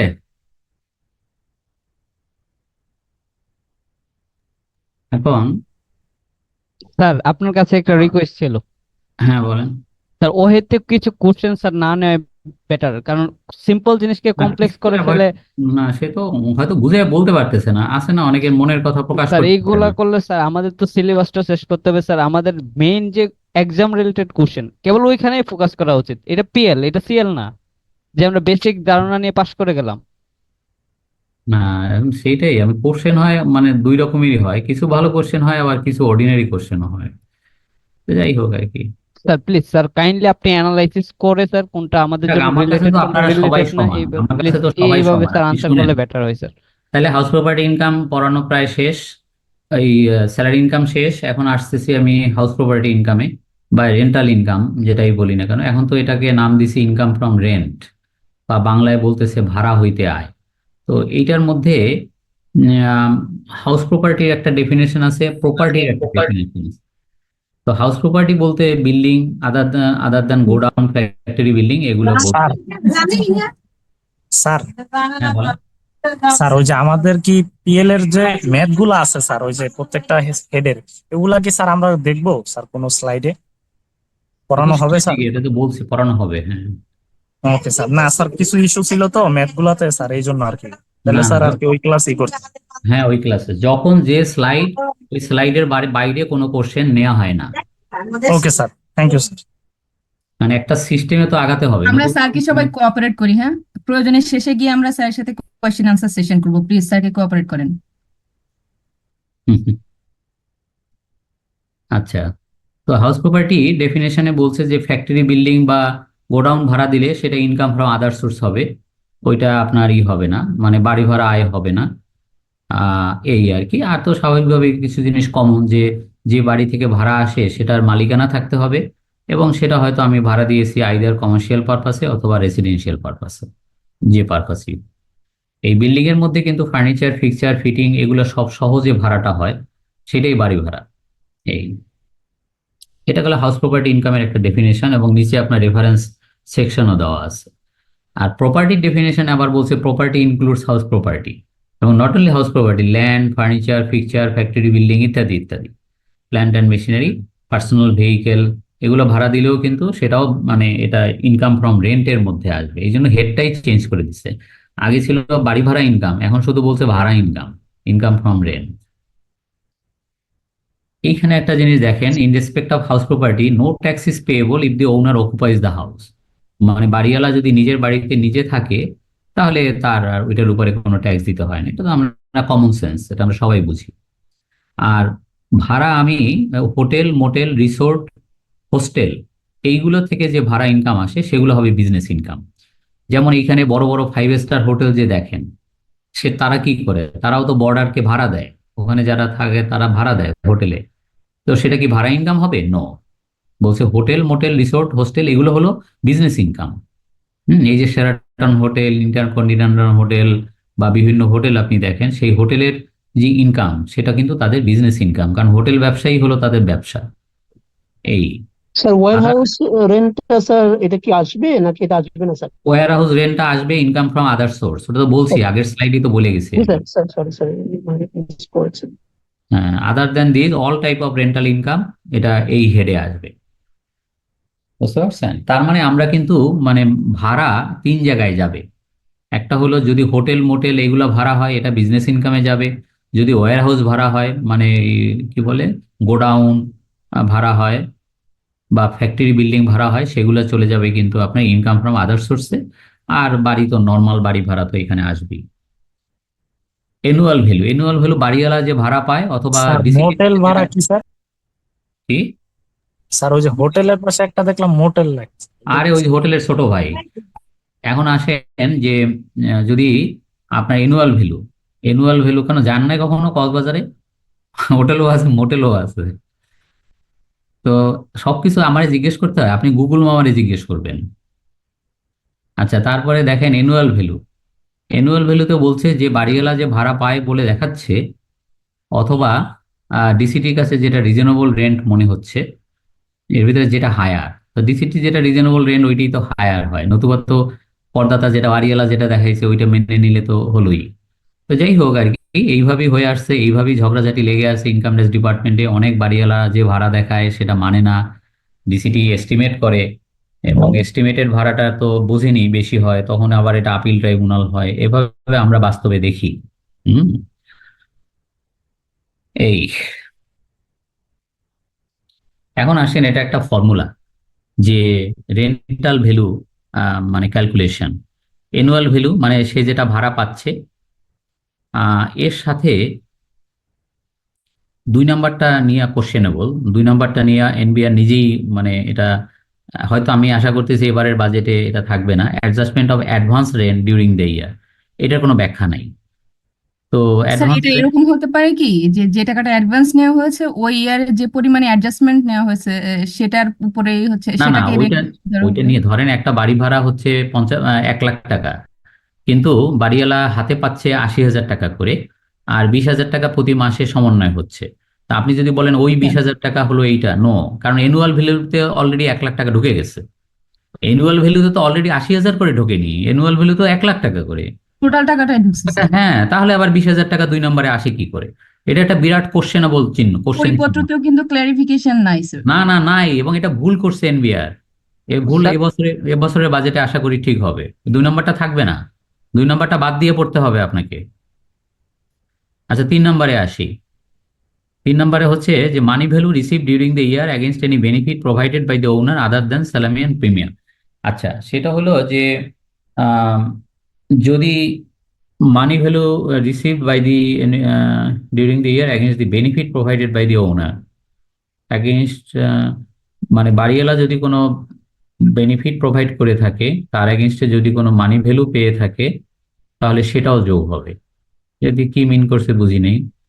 স্যার এটা দিয়ে কি এমন কোনো মিন করছে যে সে ভাড়াটিয়াকে রং করে দিছে বা তার কোনো না না, ইন্টেরিয়র করছে রং এরকম? তো করে দিবেই, ওটা তো তার কোনো সার্ভিস চার্জ যেগুলা নেই সেগুলা কি না, service charge 4 number, sir service এটা চার্জ কি 4 নাম্বার। এরকম হইতে পারে? হ্যালো স্যার, আচ্ছা যাই হোক, শোনেন শোনেন, ওইটা 4 নাম্বারটায় আসি। 4 নাম্বারটা হলো কোনো বাড়িওয়ালা যদি ভাড়া দেয় মাসে 50,000 করে, এবং বাড়িওয়ালা ভাড়াটিয়াকে বলে যে কেয়ারটেকারের হাতে প্রতি মাসে 8,000 টাকা করে সার্ভিস চার্জ দেবা, মান্থলি সার্ভিস চার্জ, তাহলে কিন্তু তার রিয়াল ভাড়াটা ওই 8,000 যোগ হয়ে যাবে, তার রেন্টাল ভ্যালু কিন্তু 58,000 হয়ে যাবে। মাইন্ড ইট, কারণ অ্যানুয়াল ভ্যালু হলো 50,000 গুণ 12, আর 4 নম্বরে গিয়ে যোগ হচ্ছে 8,000 গুণ 12। এটা হলো 4 নাম্বার। আর 5 নম্বরে হলো মাইনাস চিহ্ন, ভ্যাকেন্সি অ্যালাউন্স। যদি বাড়িটা 2 মাস বা 3 মাস বা 1 মাস খালি থাকে, তাহলে ওইটা ইলেকট্রিক বিল দিয়ে সেটা প্রমাণ করতে হবে যে বাড়িটা এই সময় খালি ছিল, এবং ওই পরিমাণ টাকা ওই 3 মাসের ভাড়াটা বিয়োগ হবে আর কি। এই স্যার 2 নাম্বার 3 নাম্বারটা একটা এক্সাম্পল দিয়ে বোঝা যাবে না স্যার? 2 নম্বর 3 নম্বর তো আমি বুঝি নাই। 2 নম্বরটা তো মানে আপনারা বললাম কি, আপনি শোনেন নাই 2 নম্বর সম্পর্কে? স্যার বুঝছি, কিন্তু মানে যেহেতু দিয়ে দিছে স্যার, মানে তা ওরা দিয়ে দিছে তো ওটা ভুল, এনবিআর নিজেই ক্লারিফিকেশন দিতে পারতেছে না যে 2 নম্বরটা কি, এটা ভুলে আসছে, এবং আশা করি এবছরে ঠিক হয়ে স্যার যাবে। স্যার স্যার অ্যানুয়াল 3 ভ্যালু নম্বর থাকলে তো অ্যানুয়াল ভ্যালুর মধ্যে সবগুলা ইনক্লুড থাকবে যখন আমার না কথা তো স্যার, তাই, অ্যানুয়াল ভ্যালুর মধ্যে সবই থাকে, শুধু সার্ভিস চার্জটা থাকে না, জি এবং স্যার সার্ভিস চার্জটাকেও এবারে কিন্তু যোগ করে দিচ্ছে, হ্যাঁ যেটা মানে গতবার ছিল না। হ্যাঁ, কি বলেন? স্যার আমি বলতে চাইলাম কি 3 নাম্বারটা এমন হতে পারে যে আপনি ফ্ল্যাট ভাড়া দিছেন, ভাড়া পাচ্ছেন, প্লাস হচ্ছে যে আপনার একটা ওই ভাড়াটিয়ার কাছে বা অন্য অন্য ভাড়াটিয়ার কাছে আপনি একটা গ্যারেজ ভাড়া দিচ্ছেন, মানে গ্যারেজে গাড়ি রাখে, সেটার জন্য আপনি এক্সট্রা টাকা নিচ্ছেন। এখানে আপনি একটা বেনিফিট দিচ্ছেন, সেটার এগেইনস্টে আপনি মানি ভ্যালু পাচ্ছেন। এইটা এইটা আমি এইভাবে হ্যাঁ, বুঝতেছি। এটা হতে পারে, রাইট রাইট, এটা হতে পারে যে তাকে যেমন স্যার গ্যারেজ, অনেক তবে তবে আপনি যে কথা বলছেন এটাও যে সত্য তা না, কারণ যারা বাড়ি ভাড়া দেয় গ্যারেজ সহই দেয়, ওই গ্যারেজের জন্য আলাদা কোনো ভাড়া না থাকে না। আমি বলতেছি ওইটা অনেক সময় ইনক্লুড করে না, তো এটা এই কারণে আইনে হয়তো প্রভিশন না রাখছে, স্যার, আমি এই স্যার সেন্সে অনেক বলতেছি। মানে অনেক বাড়ি আছে যেখানে গ্যারেজের জন্য স্যার আলাদা করতে হয়, রেন্ট দিতে হয়, আলাদা ভাড়া দিতে হয়। এরকম দেখি না সাধারণত। ইলেকট্রিক বিল নাই, সা- সেক্ষেত্রে কি হবে স্যার? হ্যাঁ, আমাদের তো ইলেকট্রিক বিল নাই এখন, প্রিপেড মিটার না, এখন তো ইলেকট্রিক বিল বিল না, জেনারেট হয় না ওইটা এখন। ওইটা আপনার কম্পিউটার থেকে জেনারেট করে নিতে হবে, আপনার ডেস্কোতে ওয়েবসাইটে গিয়া ওইটা দিয়ে টিয়া যেভাবে হোক ওইটাকে আপনাকে প্রমাণ করতে হবে। কেন, কি করবেন বলেন? আমি বুঝছি যে আপনার বাসায় হয়তো ইলেকট্রিক বিল আসে না, প্রিপেইড মিটার এটা সেটা, সেটা ওই যখন রিটার্ন ফিল আপ করবেন তখন আপনাকে ওইরকম একটা করতে হবে একটা কিছু, ডেস্কো অফিসে গিয়ে হ্যাঁ বলেন। অনলাইন থেকে বিল নামানো যায়। হ্যাঁ, কি অনলাইনেও আনা যায়? হ্যাঁ। এখন আসেন রেন্টাল ভ্যালু থেকে কি কি খরচ বাদ যাবে, কি কি খরচ বাদ যাবে সেটা একটু দেখি। স্যার এই রিলেটেড একটা কোশ্চেন ছিল স্যার। আর কত কোশ্চেন কোন বলেন। স্যার যখন ভাড়াটিয়া ভাড়া দিবে, এটা যদি কমার্শিয়াল স্পেস হয়, ওই সার্ভিস চার্জ সহ ওইটা ধরে তার উপরে কি টিডিএস করবে? শোনেন, টিডিএসটা যখন পড়াবো তখন দেখবেন যে বাড়ি ভাড়ার উপরে যে টিডিএস, তখন তো আসলে রেন্টের উপরে টিডিএস, তখন তো এই সার্ভিস চার্জটা সেই রেন্টের মধ্যে নাই। এই সার্ভিস চার্জের মধ্যে তো অনেক কিছু থাকে, মানে সুয়ারেজ, কমন ইলেকট্রিসিটি, এটা ওটা, তো ওইগুলোর উপরে তো আসলে টিডিএস হয় না, ব্যাপারটা বুঝছেন? ওগুলোর উপরে টিডিএস হয় না। সুতরাং আপনি যে কোশ্চেনটা করছেন সেটার উত্তর হলো মান্থলি সার্ভিস চার্জের উপরে কোনো টিডিএস হবে না, হবে মান্থলি রেন্টের উপরে। ঠিক আছে স্যার। এখন আসেন কি কি খরচ বাদ যাবে। এটা তো আমরা সবাই জানি যে আইদার 25% যদি রেসিডেন্সিয়াল পারপাসে ভাড়া হয়, নতুবা 30% যদি কমার্শিয়াল পারপাসে ভাড়া হয়। এই তো এখন কথা হচ্ছে যে যদি নিচে একটা কথা লেখা যে এটা তো আপনার স্ট্যাটিউটরি ডিডাকশন, যে আপনি খরচ হোক আর না হোক, আপনি মানে repair, maintenance and for basic services অনেকগুলো জিনিস বাবদ আপনি এই টাকা পাবেনই পাবেন, মানে দাবি করলেই পাবেন। কিন্তু তার মানে এই না যে আপনি এখানে দাবি করবেন পেয়ে যাবেন, আর একটু পরে পরে বলবেন না থুক্কা আমার এই টাকা খরচ হয় নাই, সুতরাং আমার এটা ওয়েলথ রেইজ করছে। তাহলে কিন্তু ওই নিচে একটা কথা বলছে যে তাহলে এটা স্পেশাল রেন্টাল ইনকাম হবে সম্ভবত। নিচে কথাটা একটু পড়েন, এই যে 25% বা 30% যে রেন্টাল ভ্যালু, এইটার উপরে যে ডিডাকশন রিপেয়ার এবং মেনটেনেন্স, এটা যদি পুরোপুরি ব্যয় না হয় ওই পারপাসে, যদি ব্যয় না হয়, আপনি নিজে দাবি করেন যে মানে আমার কিছু অংশ ব্যয় হয়েছে কিছু ব্যয় হয় নাই, তো যেটা আনস্পেন্ট এইটা কিন্তু স্পেশাল ইনকাম হিসেবে গণ্য হবে আন্ডার সেকশন 39। তবে বাস্তবে এই আইনটা থাকার ফলে যেটা হয়েছে, সবাই সাবধান হয়ে গেছে, কেউ আর আনস্পেন্ট রিপেয়ার অ্যান্ড মেনটেনেন্স দেখায় না। তবে আপনার পরীক্ষা পারপাসে দরকার যে যদি কোনো এসএসসি রেন্ট আনস্পেন্ট রেন্ট দেখায়, তাহলে সেক্ষেত্রে কিন্তু আপনাকে এই করতে হবে, মানে ওটাকে আপনার ইনকামে স্পেশাল রেন্টাল ইনকাম হিসেবে গণ্য করতে হবে। এই স্লাইডে কোনো কোশ্চেন? স্যার এই 25%, স্যার 25% বা 30% এইটা এনজয় করতে গেলে স্যার এটা কি ধরনের আপনার ডকুমেন্টেশন সাপোর্ট দিতে হবে? কারণ অনেক সময় তো দেখা যায় যে লেবার বিল দেওয়া হয়, দেওয়া হয়, এগুলো তো স্যার কোনো ডকুমেন্টেশন থাকে না। আমি বললাম কি এক্ষেত্রে ডিজ এলাও হতে পারে না স্যার? স্ট্যাটিউটরি রিডাকশন ভাই। আমি কি বলি আপনি কি শোনেন আর কি কোশ্চেন স্যার, করেন? হয়তো আমার বোঝার ভুল হতে পারে স্যার, এই আপনার জন্য আমি বোঝার ভুল। প্রশ্নটা করলাম। আপনি প্রশ্নের উত্তর লিখে রাখেন, আপনাকে কিছুই দিতে হইবে না, কোনো কাগজ মেনটেন করিতে হইবে না। এর নাম স্ট্যাটিউটরি। স্ট্যাটিউটরি মানে হলো বাংলা হলো বিধিবদ্ধ। মানে ডাইরেক্ট এলাও আর কি। হ্যাঁ, আপনি চাইলেই পাবেন। তবে এটা ডাইরেক্ট এলাও করা হয়েছে। হুম। এটার ভিতরে তো স্যার সবগুলা খরচে ইনক্লুড দেখানো হয় আর কি, যেগুলা এটার মধ্যে রিপেয়ার, মেইনটেনেন্স, তারপরে কিছু দারোয়ান, এই লিফটম্যান, পাম্পম্যান, এদের বেতন, কেয়ারটেকার, সব এলাও। তারপরে কমন ইলেকট্রিসিটি। স্যার স্যার ঠিক আছে, আমি বুঝতে পেরেছি স্যার, বাট এখানে যে লেখা but it is not fully spent, কিন্তু এটা যদি আমার পুরোটাই খরচ না হয়, এই কারণে আমি প্রশ্নটা করলাম স্যার।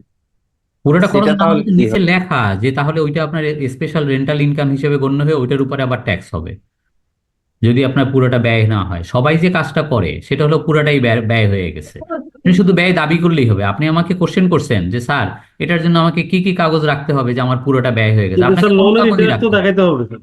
কি দেখাইতে হবে? লোনের ইন্টারেস্ট যদি হাউস প্রপার্টিতে লোন থাকে। আর দৌড়, ওটা তো পরের স্লাইডে, এটা তো 1 নাম্বার পড়াচ্ছি আমি, যাবো তো বহু নাম্বার পর্যন্ত। ঠিক আছে, তাইলে আপনার লোনের ইন্টারেস্টে আসি।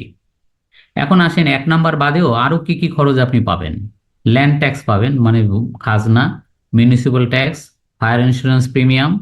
5 নাম্বারে হলো যদি এটা লোনের বাড়ি হয় তাহলে ওই লোনের যে ইন্টারেস্ট ডিউরিং দ্য ইয়ার ওইটাও আপনি বাদ পাবেন। তবে এটা যেটা মানে অ্যাকচুয়ালি পেইড, মানে আপনি যে ব্যাংক থেকে লোন নিয়ে বাড়ি করছেন সে ব্যাংক আপনাকে ইন্টারেস্ট চার্জ করছে 1 লাখ, কিন্তু আপনি যে ইনস্টলমেন্ট পেমেন্ট করছেন সেখানে যে দুইটা ব্রেকআপ, প্রিন্সিপাল এবং ইন্টারেস্ট, ওর ভিতরে ইন্টারেস্ট দিয়েছেন আসলে 80,000 টাকা, তাহলে 80,000 টাকাই পাবেন। ব্যাংক আপনাকে 1 লাখ টাকা চার্জ করলেই আপনি 1 লাখ টাকা পাবেন, তা পাবেন না। এটা হলো মানে পেয়েবল ভিত্তিতে হবে না, অ্যাকচুয়ালি পেইড ভিত্তিতে এটা হবে। এটা গেল 5 নম্বর। 6 নম্বরে বলছে যদি কোনো বাড়িওয়ালা একটা প্রপার্টি করার সময় কনস্ট্রাকশন পারপাসে ওই লোন নিয়ে থাকে এবং সেই লোন কনস্ট্রাকশন পিরিয়ডের যে লোনের ইন্টারেস্ট সেইটা পরবর্তীতে যখন বাড়ি ভাড়া দেওয়া শুরু করবে তখন ওই কনস্ট্রাকশন পিরিয়ডের লোনের ইন্টারেস্ট প্রথম 3 বছরে যখন ভাড়া দেবে 1/3 1/3 1/3 এইভাবে ওই টাকাটা আলাদাভাবে পাবে। আমি একটা উদাহরণ দিই। ধরেন একজন বাড়িওয়ালা সে ব্যাংক থেকে লোন নিল, লোন নিয়ে উত্তরাতে 6 তলা বাড়ি শুরু করলো। এই বাড়িটা করতে তার 4 বছর লাগছে এবং এই 4 বছরে তাকে ইন্টারেস্ট গুনতে হয়েছে 4 লাখ টাকা, কথার কথা। এরপরে বাড়িটা 4 বছর পরে সে বাড়িটা প্রথম ভাড়া দিল, তাহলে ফার্স্ট ইয়ারে সে ওই ডিউরিং দ্য ইয়ারের যে লোনের ইন্টারেস্ট ওটা তো 5 নম্বরে সে বাদ পাবেই। 6 নম্বরে আরো 1,33,333 টাকা বাদ পাবে। মানে ওই যে কনস্ট্রাকশন পিরিয়ড, যখন বাড়িটা কনস্ট্রাকশন চলছিল তখন তো ভাড়া হয় নাই, তখনও তো ইন্টারেস্ট গুনতে হয়েছে। তো ওই সময়ের যে ইন্টারেস্ট যেটা পে করছে, তো 4 লাখ টাকা 4 বছরে, তো ওইটার 1/3 ফার্স্ট ইয়ারে, 1/3 সেকেন্ড ইয়ারে, 1/3 থার্ড ইয়ারে, যখন ভাড়া দেওয়া শুরু হবে সেই ভাড়া থেকে এটাও বিয়োগ হবে। এই এখন কোশ্চেন করতে পারেন যদি এই স্লাইডে কোশ্চেন থাকে। জি স্যার, একটা আছে স্যার। তা তো স্যার থাকবেই, যদি এমন কোনো স্লাইড নাই যে কোশ্চেন নাই। হ্যাঁ জি বলেন। স্যার, স্যার এই যে হইতে পারে যে আমার প্রিভিয়াস 3 বছর যে লোন নিছি ওইটার যে ইন্টারেস্ট আমি প্রথম দিকে যে ভাড়া দিলাম, তো ভাড়া ওই পরিমাণ হইলো না, অনেক কম চলে আসলো, তার কারণে ইন্টারেস্ট বাদ দিয়ে যাই দেখলাম একদম নেগেটিভ ফিগার চলে আসলো। আসে এই আসুক ক্ষেত্রে স্যার, স্যার কোনো আপনার কি? সমস্যা আছে? না না, 6 বছর আপনি এখন স্যার আমার দেখা গেল স্যার বেশি নেগেটিভ চলে আসলো, যেটা আমার জন্যই আরো আসে লস। আসুক, আসে, আপনি চিন্তা করেন না, আমি আছি, আপনি শুধু ভাড়া দিয়ে যান। আপনি ভাড়া দিলে যত নেগেটিভ আসবে পরবর্তী 6 জি বছর স্যার, পর্যন্ত ক্যারি ফরওয়ার্ড হবে। আগামী class set up and carry forward of losses. বুঝতে পারছি স্যার। বুঝতে স্যার পারছেন? 6 বছর, কিন্তু লোন তো 20 বছরে থাকে, কি একসাথে 6 বছরে চার্জ করে দিবে? 6 বছর পর্যন্ত ক্যারি ফরওয়ার্ড করা যাবে, ওটা পড়াবো আপনাকে, ক্যারি ফরওয়ার্ড কি জিনিস এটা পড়ানো হবে, লস ক্যারি ফরওয়ার্ড। স্যার আমার প্রশ্ন হচ্ছে ব্যাকআপ যে অ্যালাউন্সটা অ্যানুয়াল ভ্যালু থেকে মাইনাস না করে যদি অ্যালাউবল ডিডাকশনে প্রেজেন্ট করি তাহলে কি ভুল হবে স্যার? কি বুঝি নাই কি? ভ্যাকান্সি অ্যালাউন্সটা তো অ্যানুয়াল ভ্যালু থেকে মাইনাস করে নেট করতেছি আর কি আমরা। তো আমি ওইখানে যদি প্রেজেন্ট না করে যদি অ্যালাউবল ডিডাকশন পার্টে যদি প্রেজেন্ট করি বিভিন্ন করে তাহলে কি ভুল হবে কিনা? মানে আমি কেউ বুঝছেন? আমি বুঝি নাই কিন্তু আবার একটু পরিষ্কার করে বলবেন। স্যার আমার তো রেন্টাল ভ্যালু যখন বের করতেছি হ্যাঁ, রেন্টাল ভ্যালু থেকে এই খরচগুলো বাদ যাবে। Minus annual value minus vacancy allowance, হ্যাঁ হ্যাঁ হ্যাঁ, ওইখানে আমি অ্যানুয়াল ভ্যালুটা ফুল রাখলাম, ওইখানে আমি মাইনাস করলাম না। আমি ভ্যাকান্সি অ্যালাউন্সটা অ্যালাউবল ডিডাকশন পার্টে যদি প্রেজেন্ট করি জি না তাহলে জি না, এটা আপনার খেয়াল খুশি মতো হবে না। আপনি কি বলতেছেন এগুলো? আপনাকে ফর্মুলা দিয়ে পড়ানো হচ্ছে, আপনি ফর্মুলা ব্রেক করতে পারবেন না। কি সুন্দর কোশ্চেন আমাকে করেন স্যার, ওইখানে না বিয়োগ কইরা যদি এইখানে করি, এটা কি আপনার মামাবাড়ির আবদার? স্যার প্লিজ স্যার, স্যার এই কোশ্চেন স্যার, গুলো আমার স্যার একটা প্রশ্ন ইগনোর ছিল। করেন প্লিজ স্যার, প্লিজ স্যার। কি বলেন আপনি আমাকে?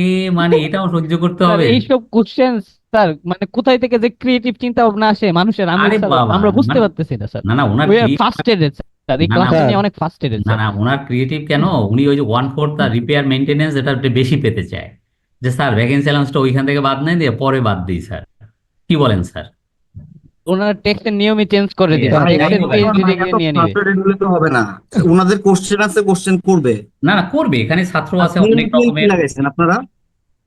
সিএলএ আচ্ছা, হয়ে কি পিএল এর কোশ্চেন করতে পারবে না? না মানে পিএল এ না না করে কি পারবে। সিএলএ এর কোশ্চেন করতে পারবেন না যদি না জানেন? শোনেন, এই জন্য তো আমি অ্যালাউ করতেছি, যে যাই বলুক আমি তো করতেছি। আর আপনি এখানে কি স্যার, লাগবে স্যার? একটু পরে যদি দিলে হবে না আপনার স্যার? যদি বিরক্ত লাগে ইউ শ্যাল লিভ ভাই, আপনি রুট করে কথা বলতে পারেন না কারোর সাথে। পার্টে আছে স্যার। আচ্ছা শোনেন শোনেন, এখন এই স্যার। পরের স্লাইডে আসেন। পরের স্লাইডে স্যার আমার একটা প্রশ্ন ছিল। কোনটা? আগের স্যার, স্লাইডে? কোন জি, স্লাইডে? এই ওই যে আমরা কোন স্লাইডে বলেন? হয়ে গেল, কোন স্লাইডে কোশ্চেন করবেন? স্যার উনি হয়তো ডিসকানেক্ট হয়ে গেছে, আমরা আগাই স্যার। আচ্ছা, তো এইখানে হলো টিডিএস, আপনার যে অফিস ভাড়া বা হোটেল ভাড়া, এখান থেকে টিডিএস এর রেট হচ্ছে 5। এটা তো মানে বরাবরই 5, এটা আমরা জানি। তো এখানে these are the deducting authority, মানে এরা যদি হয় ভাড়াটিয়া, তাহলে বাড়িওয়ালাকে পেমেন্ট করার সময় আপনার 5% ট্যাক্স কাটতে হবে। কেটে সরকারি কোষাগারে বাড়িওয়ালার নামে জমা দিয়ে তাকে চালান ধরায় দিতে হবে। এই স্লাইডে কোনো কোশ্চেন? আচ্ছা, থাকার কথা না। এখন আসেন লাস্ট স্লাইড, সেটা হলো ট্যাক্স ফ্রি ইনকাম, মানে ট্যাক্স ফ্রি রেন্টাল ইনকাম। এইখানে একটা কথা বলছে যে কোনো ট্রাস্টের কোনো ইনকাম, সে যদি রিলিজিয়াস বা চ্যারিটেবল পারপাসে ওই ট্রাস্টটা গঠিত হয়ে থাকে, তাহলে তার বাড়ি ভাড়া ইনকাম সম্পূর্ণ করমুক্ত। মানে কিরকম? আপনি দেখবেন যে একটা উদাহরণ সবসময় দেই, সেটা হলো আপনি বাইতুল মোকাররমের যে দোকানগুলো দেখেন, এই দোকানগুলোর ভাড়া তোলে ইসলামিক ফাউন্ডেশন, এবং ইসলামিক ফাউন্ডেশন একটা ধর্মীয় ট্রাস্ট, এবং তার এই বাড়ি ভাড়া ইনকামটা সম্পূর্ণ করমুক্ত। এটা হলো 1 নাম্বার। 2 নম্বরে একইভাবে আপনি রামকৃষ্ণ মিশনের সামনে কয়েকটা দোকান আছে, তো এটা দিয়ে রামকৃষ্ণ মিশন একটা ধর্মীয় ট্রাস্ট, তো সুতরাং রামকৃষ্ণ মিশনের বাড়ি ভাড়া ইনকাম সম্পূর্ণ করমুক্ত। এতে একইভাবে আরো উদাহরণ দিতে পারি। আপনার আপনার মসজিদের সামনে আপনি বিভিন্ন দোকান দেখবেন, হয়তো বইয়ের দোকান দেখবেন, তো মসজিদ কমিটি এখান থেকে আপনার ভাড়া তোলে। তো ওই মসজিদও যেহেতু একটা রিলিজিয়াস স্যার এই প্রিভিয়াস স্লাইডটা এক সেকেন্ড দেখি, দেখে নি। দেখেন দেখেন, আপনি আমি না দেখাইলে আপনি কেমনে দেখবেন? আপনি এটা শেষ করি, দাঁড়ান। তো যেটা পড়াচ্ছি সেটা শোনেন, দরকার হয় ব্যাকে যাওয়া যাবে। সেটা হচ্ছে, যেটা পড়াচ্ছি সেটা হলো ট্যাক্স ফ্রি রেন্টাল ইনকাম কি, এটা পড়ানো শেষ। তবে এটা কোনো এনজিওর যদি এরকম বাড়ি ভাড়া ইনকাম থাকে, সেটা কিন্তু করমুক্ত হবে না। কিন্তু তাহলে কোনগুলো করমুক্ত হবে? আমি ইসলামিক ফাউন্ডেশনের কথা বললাম, রামকৃষ্ণ মিশনের কথা বললাম, মসজিদের কথা বললাম। এদিকে আপনি হয়তো বুঝতে পারতেছেন যে কাদের বাড়ি ভাড়া ইনকাম সম্পূর্ণ করমুক্ত। এই তো বলেন, এই স্লাইডে কোনো কোশ্চেন? না হলে আগের স্লাইডে যাব, এটা শেষ স্লাইড। এই স্লাইডে কোনো কোশ্চেন নেই? না স্যার। ঠিক আছে, তাহলে আগের আগেরটার প্রশ্ন ছিল স্যার। আগের স্লাইডে কি কোশ্চেন বলেন? স্যার আমরা যে 5% কেটে রাখবো সেক্ষেত্রে 1 থেকে 6 যে ডিডাকশন আছে ওইগুলার দেওয়ার পরে যদি আমি দেখি আমার ঋণাত্মক, কিন্তু আমার 5% কেটে রাখতেছে, সেক্ষেত্রে কি আমি ওই 5%টা কাটা না কাটার জন্য আবেদন করতে পারবো? হ্যাঁ হ্যাঁ, এটা পারবেন, এটা আইনে আছে। এটা বাড়িওয়ালা তার যেখানে অ্যাসেসমেন্ট হয় সেখানে আবেদন করতে পারবে যে আমার যে ভাড়া সেখান থেকে সবকিছু আমার লোনের ইন্টারেস্ট এটা সেটা সব বিয়োগ করলে আমার নেগেটিভ আসে বা এত কম আসে যে আমার ট্যাক্স হয় না, যে তাহলে হয় না, আমাকে যদি 5% কাটে তাহলে তো পুরোটাই হবে রিফান্ডেবল। তো দয়া করে রিফান্ডেবল। জি আমাকে এই মর্মে একটা সার্টিফিকেট দেন যেন আমার কাছ থেকে না কাটে বা কম রেটে কাটে ইত্যাদি। এবং সেটা ডিসিটির কাছে অ্যাপ্লাই করতে হবে। ডিসিটি এটা আপনার এটা অ্যালাউ করতে পারে, এটা এনবিআর এ যায় না বা কমিশনারের কাছেও যায় না। অ্যাপ্রুভাল দিতে পারে। জি, না, অ্যাপ্রুভালও যায় না, এটা ডিসিটির একার ক্ষমতা, একক। সেক্ষেত্রে কি আমরা যারা কেটে রাখবে তাদের কাছে ওই সার্টিফিকেট দিয়ে বলবো আপনারা কাটছেন না? না না, ওই তো ডিসিটির সার্টিফিকেটটা আইনা ভাড়াটিয়াকে দিতে হবে জি যে এই সার্টিফিকেট নিয়ে আসছি, আপনি আমার কাছ থেকে কাটতে পারবেন না জি। বা কম রেটে কাটবেন স্যার এই। আইনের কোথায় আছে স্যার এটা? হ্যাঁ কি? আইনের কোন সেকশনে আছে এই কথাটা স্যার বলা? এইটা বাড়ি ভাড়ার যে ডিডাকশন সেইখানেই সম্ভবত বলা। দেখেন তো একটু 109 বা 110-এ দেখেন তো একটু। 109-এ থাকার কথা, এই যে আছে 109-এর 3-এ। হুম। স্যার একটা কোশ্চেন ছিল স্যার, এই যে উৎস করের এই কাটাটার বিষয় স্যার। স্যার হ্যাঁ। এইখানে কি স্যার যে কোনো ভাড়াটিয়াই স্যার এই 5% ট্যাক্স কেটে তারপর জমা দিবে? এখন স্যার জি না, এটা কি কোনো কোয়ালিফিকেশন লাগবে এই না এই ভাড়াটিয়ার 19টা বা? ভাড়াটিয়া, যে কোনো ভাড়াটিয়া না, এই 19টা ভাড়াটিয়া। কি কয় যে কোনো ভাড়াটিয়া মানে আপনি আমি ভাড়াটিয়া হলে কি আমাকে কাটতে হবে? নো।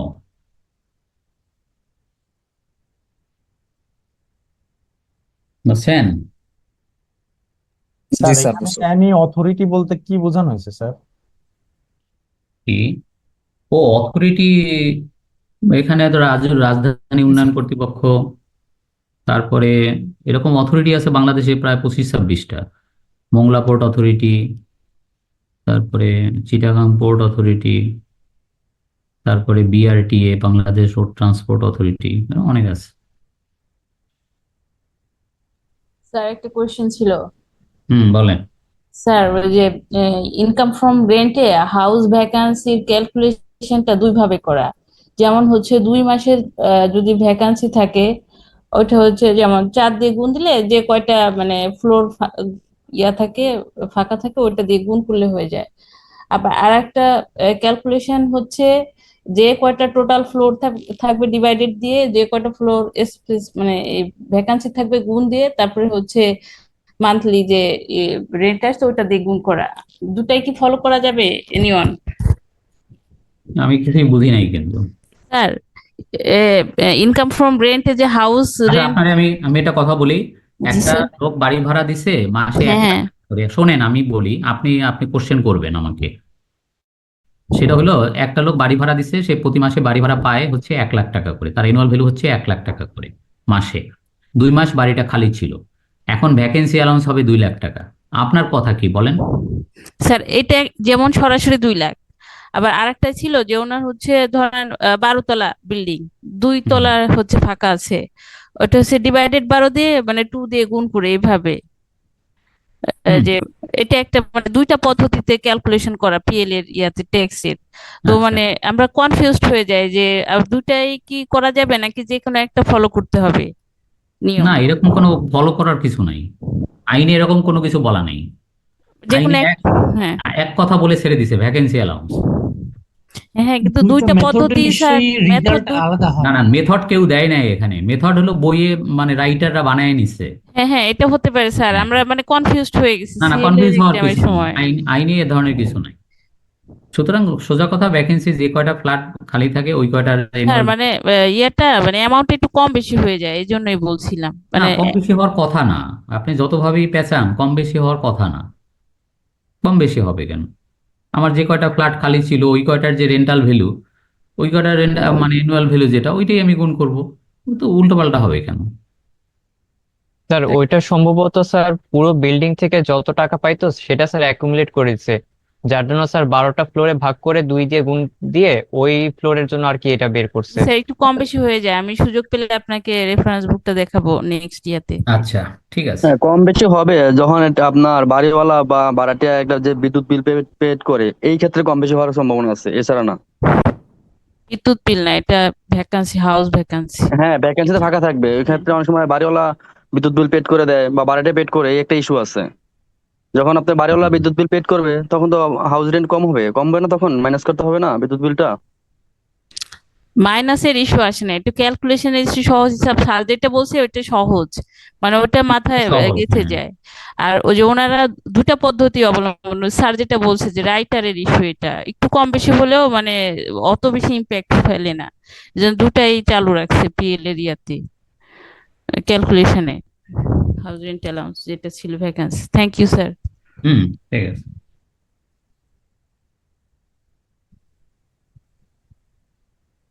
আচ্ছা, এখন আসেন আমরা করি, ওই যে 2টা হেড তো আমাদের শেষ হয়ে গেল।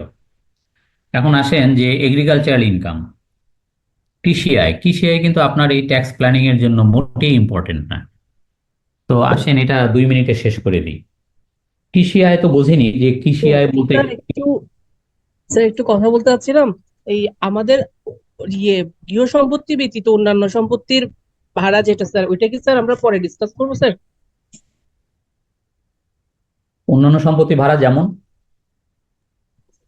যেমন স্যার ওই সেকশন 37 এর উপধারা 2 এর মধ্যে যেগুলো রাখছিল স্যার, গৃহ সম্পত্তি ব্যতীত অন্যান্য সম্পত্তির ভাড়া মূল্য, তারপরে স্যার 38 এর উপধারা 2 এর মধ্যে রাখছিল যে স্যার কিছু এই 38 এর উপধারা 2 অনুযায়ী গৃহ সম্পত্তি ভিন্ন অন্য সম্পত্তির ভাড়া হইতে আয় হিসাবের ক্ষেত্রে স্যার, ব্যবসা হইতে আয় পরিগণনার ক্ষেত্রে 49 থেকে 55 অনুযায়ী যে সকল বিয়োজন, সে সকল সীমা ও শর্ত অনুমোদিত হয়। এই ডিসকাশন গুলো কি স্যার আমরা পরে পাবো স্যার? না, পরে না, যা পাবেন এখনই বলেন। এখনই স্যার এই ভাড়া সম্পর্কে যত কথা এখনই সেরে নেই। সেটা হলো যে, হ্যাঁ বলেন।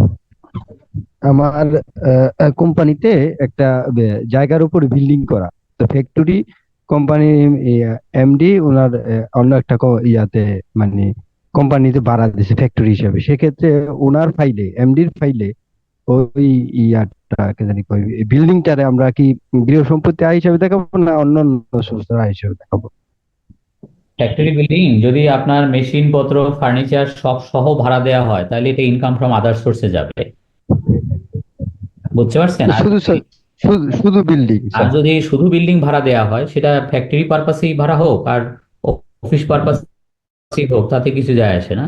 সে 30% রিপেয়ার এন্ড মেইনটেনেন্স পাবে এবং সেটা এইখানেই আসবে, আজকে যে পড়ানো হলো। ইয়াতে কি জানি কয় ইনকাম ফ্রম কমার্শিয়াল হিসাবে, হ্যাঁ, ইনকাম ফ্রম কমার্শিয়াল, জি হ্যাঁ, ইনকাম ফ্রম রেন্টে। আর যদি শুধু ল্যান্ডটা দিয়ে থাকে, ওইখানে ওই কোম্পানি তার বিল্ডিং তুলে শুধু বাড়ি জায়গা ভাড়াটা নেয়, সেক্ষেত্রে সে তো ল্যান্ড লিজ, হ্যাঁ, ওটাও তো ইনকাম ফ্রম মানে জায়গা, শুধু জায়গা ভাড়া হইলেও তো আপনার হবে, ইনকাম ফ্রম রেন্ট হবে। সেখানে সম্ভবত ওই যে মানে 30% বা 25% এই দুইটা পাবে না। একটা জায়গায় আমি খুঁজতেছি যে ওখানে বলা ছিল যে সে 10% পাবে, ওটা সম্ভবত উঠে গেছে। কারণ স্যার, এইটা একটা আমাদের একটা বাস্তব একটা কোম্পানিতে এমডি স্যার জায়গা কিনা, কিন্তু ওনার নামে জায়গা কিনা, কিন্তু কোম্পানির নামে জায়গা না, কিন্তু ওইখানে কোম্পানির লিজ দিয়া ওই বিল্ডিং তুলছে কোম্পানির নামে, কোম্পানির ইয়া দিয়া কনস্ট্রাকশন সাইট তুলছে। এখন উনি ওইখানে 1 লাখ বা 1.5 লাখ 2 লাখ টাকা করে ভাড়া নিতেছে, কিন্তু আমরা এই ওনার ফাইলে এইটার কিভাবে শো করব? এটা কি ইনকাম মানে শোনেন, এখানে তো আপনাকে একটা জিনিস পড়ানো হয়েছে, সেটা হলো এই ভাড়া ইনকামের মধ্যে বাড়ি বলতে বা প্রপার্টি বলতে কি বোঝায়? প্রপার্টির ভিতরে ল্যান্ডও আছে। তো সুতরাং ল্যান্ড, হ্যাঁ, ল্যান্ড আছে না? আছে স্যার, সেক্ষেত্রে কি আমরা 30% ছাড় পাবো? না, সেইটাই দেখতেছি। আপনার মুশকিল হয়ে গেছে যে বাড়ি ভাড়া ইনকাম, যেটা আমাদের এই যে সেকশন টোটালি রিরাইট করা হয়েছে 35 থেকে 39, এই যে বাড়ি ভাড়া ইনকামটা টোটালি রিরাইট। এর আগে ছিল যে মানে গৃহ সম্পত্তি ছাড়া অন্য কোনো ভাড়া হলে সেটার উপরে 10% পাবে সে রিপেয়ার অ্যান্ড মেনটেনেন্স, সেটা তুলে দিচ্ছে, সেটা এখন আর নাই। এখন এই সব কিছুর উপরেই আইদার 30% অথবা 25% এইগুলো পাবে। আর এখানে যেটা বলছে সেটা হলো যে ওই তো গৃহ সম্পত্তির ক্ষেত্রে আর কি, গৃহ সম্পত্তি অর্জন, নির্মাণ, মেরামত, এগুলোর উপরে পাবে, আর ভাড়া, রক্ষণাবেক্ষণ ইত্যাদির উপরে পাবে। এইভাবে আপনি পড়ে দেখতে পারেন, আংশিক স্যার ভাড়া অংশ বিশেষের জন্য হলে ইত্যাদি। আচ্ছা স্যার, আমি একটা একটুখানি ভিন্ন কিন্তু কথা রয়েছে। হ্যাঁ, আমি তো ইনকামটা দেখাইলাম এখানে, যেমন বিল্ডিং এর ইনকাম, যে বিল্ডিংটা আমি করে দিচ্ছি সেক্ষেত্রে মালিকের ফাইলে আছে, ওই বিল্ডিং এর ইনকামটা দেখাইলো, ধরেন আপনি 1 লাখ বা 2 লাখ টাকা মাসে মাসে পাইতেছে, কিন্তু ওই বিল্ডিং এর যে ডেপ্রিসিয়েশন, সেই ডেপ্রিসিয়েশনটা তো সে কোম্পানির ফাইলে দেখাইতে পারতেছে না। কিন্তু ওনার ফাইলে যদি দেখায়, এখানে তো সে হিউজ পরিমাণ ডেপ্রিসিয়েশন পাবে। সেক্ষেত্রে এই ডেপ্রিসিয়েশনটা কি ডিসিটি স্যার, ডিসিটি বা এনবিআর কি অ্যালাউ করবে? না, ডেপ্রিসিয়েশন পাবে কেন? ওই যে সবই তো 30%-এর মধ্যে চলে যাচ্ছে। সেক্ষেত্রে তার বিল্ডিং যদি স্যার অনেক বড় হয়, সেক্ষেত্রে ডেপ্রিসিয়েশন বড় আকাশচুম্বী বিল্ডিং হোক, 135 তলা, কাজ হবে না ও 30%। 30%। জি, থার্ড শিডিউল নিলে স্যার তো আরো বেশি আসবে। থার্ড শিডিউল হলো ইনকাম ফ্রম বিজনেসের ক্ষেত্রে, বাড়ি ভাড়ার ক্ষেত্রে থার্ড শিডিউল নয়। থার্ড শিডিউল মানে ডেপ্রিসিয়েশন শুধুমাত্র এগ্রিকালচারাল প্রপার্টি আর বিজনেস প্রপার্টি। সেক্ষেত্রে উনি উনি ওই 30%ই পাবে, কিন্তু ওই ইনকাম থেকে বাদ হবে। ধন্যবাদ স্যার। আপনি একটু অনুমতি দিলে স্যার আমি একটু ইন্টারাপ্ট করতেছি স্যার। উনি যেটা ডিসকাশন করতেছিল স্যার, আমি ওই টপিকে আছি স্যার। স্যার আপনি একটু পারমিশন দিলে আমি একটু পরিপত্র দেখাতে পারবো স্যার, পেজ দেখাতে পারবো স্যার, সেকশন 38 39। হ্যাঁ হ্যাঁ, দেখান দেখান।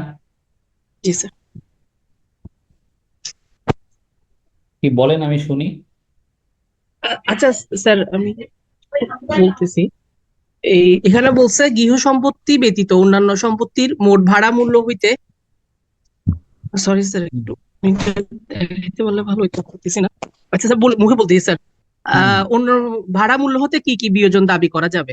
তো স্যার এখানে বলছে আয়কর আইন 2023-এর ধারা 38-এর উপধারা 2 অনুযায়ী গৃহ সম্পত্তি ব্যতীত ভিন্ন অন্য সম্পত্তির ভাড়া হইতে আয় হিসাবের ক্ষেত্রে নিম্ন বর্ণিত সীমা ও শর্ত সাপেক্ষে বিয়োজন সমূহ অনুমোদিত হইবে, যথা ক ব্যবসা হইতে আয় পরিগণনার ক্ষেত্রে ধারা 49 থেকে 55 অনুযায়ী যে সকল বিয়োজন যে সকল সীমা ও শর্তে অনুমোদিত হয়।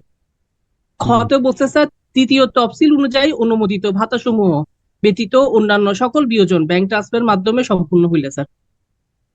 এখানে স্যার আবার এই ব্যবসার ধারাগুলো আসছে স্যার বিয়োজনের ক্ষেত্রে, এটা বলতে চাচ্ছিলাম স্যার। ধারাগুলো আসতেছে কেন? 55 ধারাটাকে নিয়ে আসতেছে, 49 থেকে 55 নিয়ে আসতেছে। ওখানে যে কথাগুলো বলছে, যেমন যদি ট্যাক্স কাটা না হয় তাহলে খরচ মানা হবে না, তারপরে আপনার এক্সেস পারকুইজিট, এখানে তো আর এক্সেস পারকুইজিটের বিষয় নাই। আরো যেগুলো আছে আপনার, যে কোনোটা যদি লেগে যায়, কোনোটা যদি এটার সাথে সম্পর্কিত হয়ে যায়, সেই জন্য বলছে ওখানে সবগুলাতেই এরকম নিয়ে আসছে। স্যার স্যার আমার একটা প্রশ্ন, বাস্তব অভিজ্ঞতা স্যার, যেই বিল্ডিংটা আছে স্যার, ওই বিল্ডিংটা ধরেন আপনার স্যার 5 তলা বা 7 তলা বিল্ডিং, ওইটা মিনিমাম আপনার ভাড়া আসবে 10 থেকে 20 লাখ টাকা মাসে। কিন্তু মালিক করতেছে কি, ওই ভাড়াটা 10 লাখ টাকা না দেখাইয়া, বা ওনার ফাইলে যেহেতু ওনার ট্যাক্সেবল ইনকাম হিসেবে আসবে, তো ভাড়াটা উনি দেখাইতেছে 1 লাখ টাকা। তো এই যে 10 লাখ টাকা থেকে 1 লাখ টাকা দেখাইতেছে, তো কম দেখাইতেছে, ইনকাম কম আসলো, কিন্তু ওই কোম্পানি পেড করতেছে 1 লাখ টাকা। কিন্তু ওই যে বিল্ডিংটার যে ডেপ্রিসিয়েশন আসে, সেই হিসাব করলে আপনার বছর 1 কোটি টাকার উপরে আসবে ডেপ্রিসিয়েশন, বা 2 কোটি টাকার উপরে আসবে। সেই ডেপ্রিসিয়েশনটা তো এক সময় পাইতেছে না, কিন্তু বিল্ডিংটা তো সে 10 বছরের জন্য ভাড়া দিতেছে বা 20 বছরের জন্য ভাড়া দিতেছে। তো ওই ডেপ্রিসিয়েশনের ইয়াটা যদি তার ব্যক্তিগত ফাইলে বা ওনার প্রপার্টিশিপ কোনো কনসার্নে যদি ওই ডেপ্রিসিয়েশন ক্লেম করে, সেক্ষেত্রে তো ওই প্রপার্টারশিপ কনসার্নের যে ইনকামটা হবে, ওই ইনকামটা তো কম হবে। ওই ডেপ্রিসিয়েশনটা সে কি বেশি বেনিফিট নিতেছে না? জি না, ডেপ্রিসিয়েশন পাবে না। ওই ডেপ্রিসিয়েশন তার ওই যে প্রপার্টিশিপ ফার্মে কি স্যার চাষ করতে পারবে না? জি না। যদি ইনকাম হয় ইনকাম ফ্রম রেন্ট, আমি যা যা বলছি এর বাইরে সে কোনো কিছু পাবে না। জি স্যার, সোজা কথা। এইটাই তো পার্থক্য, এইটাই তো, তাকে তো 30% রিপেয়ার অ্যান্ড মেনটেনেন্স দেওয়া হচ্ছে ওখানে। তাইলে আপনি যদি এই কথা বলতেছেন, এত বড় একটা বিল্ডিং, তাহলে তো আমি ডিপ্রিসিয়েশনও পড়াইতাম যে লেস কি কি রিপেয়ার মেনটেনেন্স, তারপরে কি খাজনা, তারপরে এটা ওটা এরপরে তো ওইটাও থাকতো, ডেপ্রিসিয়েশনও থাকতো, সেটা তো নাই, তাই না? আচ্ছা, এগ্রিকালচারাল ইনকামে যদি খাতাপত্র মেনটেন না করে তাহলে 60-40, 60% এটা এটা বলছি আবার অন্য কথা। এটা হলো 60% হচ্ছে এগ্রি ইনকাম, চা বাগান এবং রাবার বাগানের ক্ষেত্রে, আর বাকিটা হলো বিজনেস ইনকাম। একটা চা বাগানের যে পূর্ণ ইনকাম, সেটাকে বলছে যে চা বাগান এবং রাবার বাগান, সেটার ইনকাম 60-40 হবে। আরেকটা কথা বলছে যে কস্ট অফ প্রোডাকশন, মানে ধানের যে ফলন, সেটার যে উৎপাদন ব্যয়, সেটা যদি একজন কৃষক যদি সে খাতাপত্র মেনটেন না করে তাহলে 60% সে পাবে কস্ট অফ প্রোডাকশন। ধরেন ধানের যে ফলন, এর বাজার মূল্য হলো 10 লাখ টাকা, তাইলে এখান থেকে এগ্রিকালচারাল ইনকাম কত হবে? 60%-এ 6 লাখ টাকা বাদ দিয়ে 10 লাখ টাকা, মানে 4 লাখ টাকা হবে এগ্রিকালচারাল ইনকাম।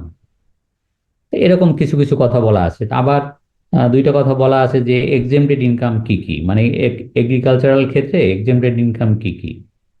এক্সেমটেড ইনকামের মধ্যে মনে হয় দুইটা কথা বলা আছে। একটা হলো চিটাগাং হিল ডিভিশন, খাগড়াছড়ি, বান্দরবন এবং রাঙামাটি, এখানের যারা পাহাড়ি পাহাড়ি আদিবাসী, ইন্ডিজিনিয়াস হিলম্যান যারা, তাদের যে ওখানে পাহাড়ে যে অর্থনৈতিক কর্মকাণ্ড, ইকোনমিক অ্যাক্টিভিটি থেকে যে উদ্ভূত আয়, এটা সম্পূর্ণ করমুক্ত।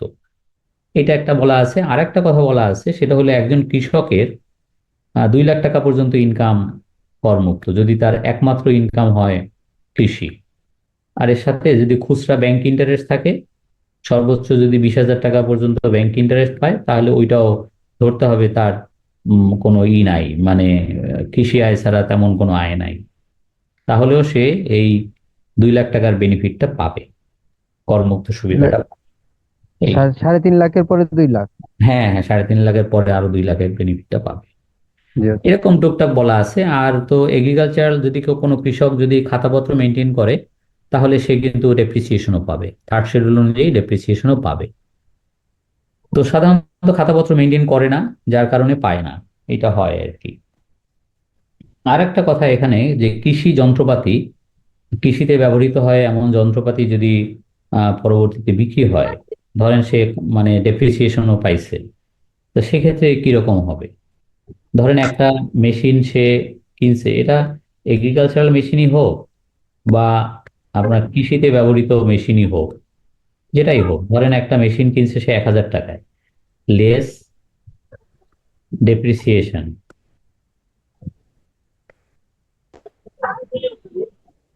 ডেপ্রিসিয়েশন ধরেন 300 টাকা, এটা অনেক বছর ব্যবহৃত হয়েছে, কথার কথা, এবং 700 টাকা যখন রিটার্ন ডাউন ভ্যালু, এই অবস্থায় মেশিনটা যদি বিক্রি করে দেওয়া হয়, কত টাকায় বিক্রি করে দেওয়া হয়? ধরেন 750 টাকায় বিক্রি করে দেওয়া হলো, সেক্ষেত্রে কি হবে? অথবা ধরেন 680 টাকায় বিক্রি করে দেওয়া হলো, তাহলে কি হবে? অথবা ধরেন 1,070 টাকায় বিক্রি করে দেওয়া হলো, সেক্ষেত্রে কি হবে? কোন ক্ষেত্রে কি হবে? এটার উত্তর হচ্ছে যে এইখানে আপনার 50 টাকা হবে এগ্রি কৃষি আয়, স্পেশাল 850 এগ্রিকালচারাল ইনকাম। এটা আবার স্পেশালে নিয়ে গেছে, স্পেশাল এগ্রিকালচারাল ইনকাম। এইখানে হবে 20 টাকা স্পেশাল এগ্রিকালচার লস, কৃষিতে লোকসান হলো মানে 20 টাকা। আর 1,070 টাকায় বিক্রি করলে 70 টাকা হচ্ছে ক্যাপিটাল গেইন।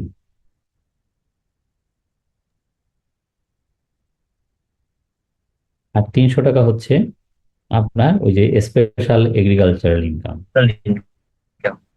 এই ক্যাপিটাল গেইন কি স্যার, ওই যে 15% আর হিসাব করতে হবে ট্যাক্স? হ্যাঁ, মানে এখানে ওই যেটা কস্ট প্রাইস থেকে যদি সেলস প্রাইসটা বেশি হয়, যতটুকু বেশি ততটুকু ক্যাপিটাল গেইন। এবং ক্যাপিটাল গেইনের ট্যাক্স রেট এটা মানে পড়াবো, আজকেই পড়াবো, দেখি সময় পেলে দেখাচ্ছি। মিটিং চলতেছে, ওটা কি বন্ধ করে দিব? মিটিং থেকে এই হচ্ছে মোটামুটি এগ্রিকালচার নিয়ে মানে আহামরি কোনো নাই। যেমন আমাদের যে আপনাদের পরীক্ষা, সেখানে এগ্রিকালচার ইনকাম নিয়ে কিছুই থাকে না, সুতরাং আমার মনে হয় না যে এটা নিয়ে আর সময় নষ্ট করার কোনো দরকার আছে। এখন আমরা চলে যাই ক্যাপিটাল গেইন। এটা এটা 5 মিনিটে শেষ করে দিলাম। স্যার এই যে হুম। মৎস্য কি ইয়াতে এগ্রিকালচারে হ্যাঁ, পড়ে না? ওইটাও এর ভিতরে আসবে। মৎস্য, গবাদি পশু সব এগ্রিকালচার ইনকামের মধ্যে অনেক কিছু নিয়ে আসছে। তো স্যার মৎস্যর ক্ষেত্রে কি স্যার 10 লাখ পর্যন্ত এক্সামটেড হ্যাঁ, সেটা আছে? তো হ্যাঁ, ওই বেনিফিট তো পাবে, এসআরওর বেনিফিট পাবে। স্যার এসআরও এই বেনিফিট? হুম। স্যার এই যে মৎস্য এটা যদি স্যার কোম্পানি করে তাহলে স্যার এই কোম্পানিও কি স্যার ওই এসআরওর বেনিফিট পাবে 10 লাখের যে এক্সামটেড প্রথম? হ্যাঁ, ওই ওই জাতীয় মানে ইনকাম যার থাকবে তারই। আপনি এসআরওটা একটু দেখে নিন। ওইখানে মানে সম্ভবত কোনো স্বাভাবিক ব্যক্তি বলা নাই, বলা আছে কোনো ব্যক্তি। ব্যক্তি মানে সব কোম্পানিও ব্যক্তি। আর যদি বলে স্বাভাবিক ব্যক্তি, তাহলে শুধু মানে মানে আমরা যারা পার্সন, আমরা মানে হিউম্যান বডি, এটা মিন করে আর কি। স্যার এরকম একটা কোম্পানি ট্যাক্স অ্যাসেসমেন্টে স্যার এরকম দেখলাম মিনিমাম ট্যাক্সও দেওয়া লাগছে স্যার, এই জিনিসটাই তো হুম? স্যার। কি? স্যার এরকম একটা মৎস্য কোম্পানির স্যার, ওর হ্যাঁ, স্যার ওই এরকম 10 লাখ টাকা হয় নাই, 2 লাখ টাকা নেট প্রফিট, তারপরে স্যার তার মিনিমাম ট্যাক্স দেওয়া লাগছে অ্যাসেসমেন্ট। আবার বলেন কি? মৎস্য? স্যার এরকম মৎস্য চাষ করে স্যার, এরকম একটা কোম্পানি স্যার আর কি, পুকুর আছে স্যার, হুম। মাছ বিক্রি করে, তো স্যার এরকম মাছ চাষ করে আর কি মাছ বিক্রি করে sir, sir NEET income 2 lakh টাকা মাত্র, তারপরেও স্যার তার গ্রোস ইনকামের উপর স্যার দেওয়া লাগছে এই এইটি এই সরি মিনিমাম ট্যাক্স স্যার। ওই 60 পয়সা ধরে নাকি? হুম। মানে ওনার হ্যাঁ গ্রোস হ্যাঁ এর 60 পয়সা হারে ওনাকে মিনিমাম ট্যাক্স দিতে হয়েছে। হ্যাঁ, সেইটাই স্যার, সেটা বলতে কোম্পানি স্যার। কোম্পানি হয়তো অন্য মিনিমাম ট্যাক্সে পড়ে গেছে।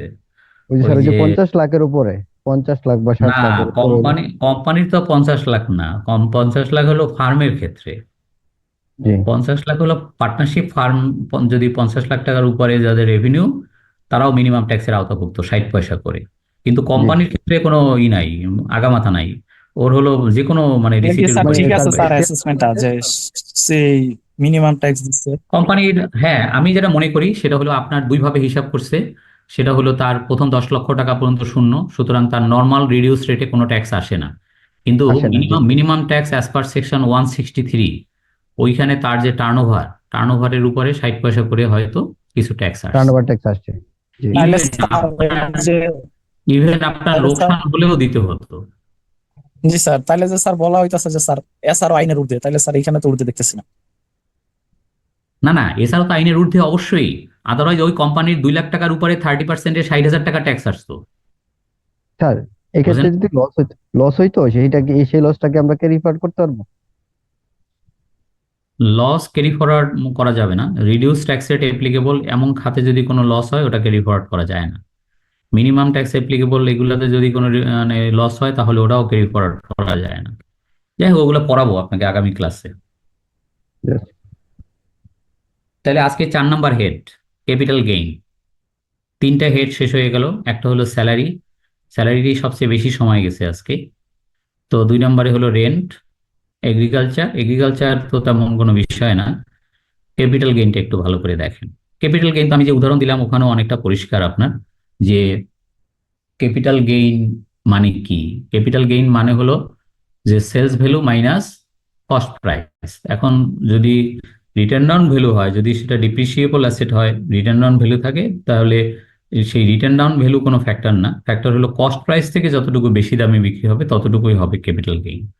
আর কস্ট প্রাইস থেকে যদি কম দামে বিক্রি করে তাহলে ক্যাপিটাল লস হওয়ার কথা ইউজুয়ালি।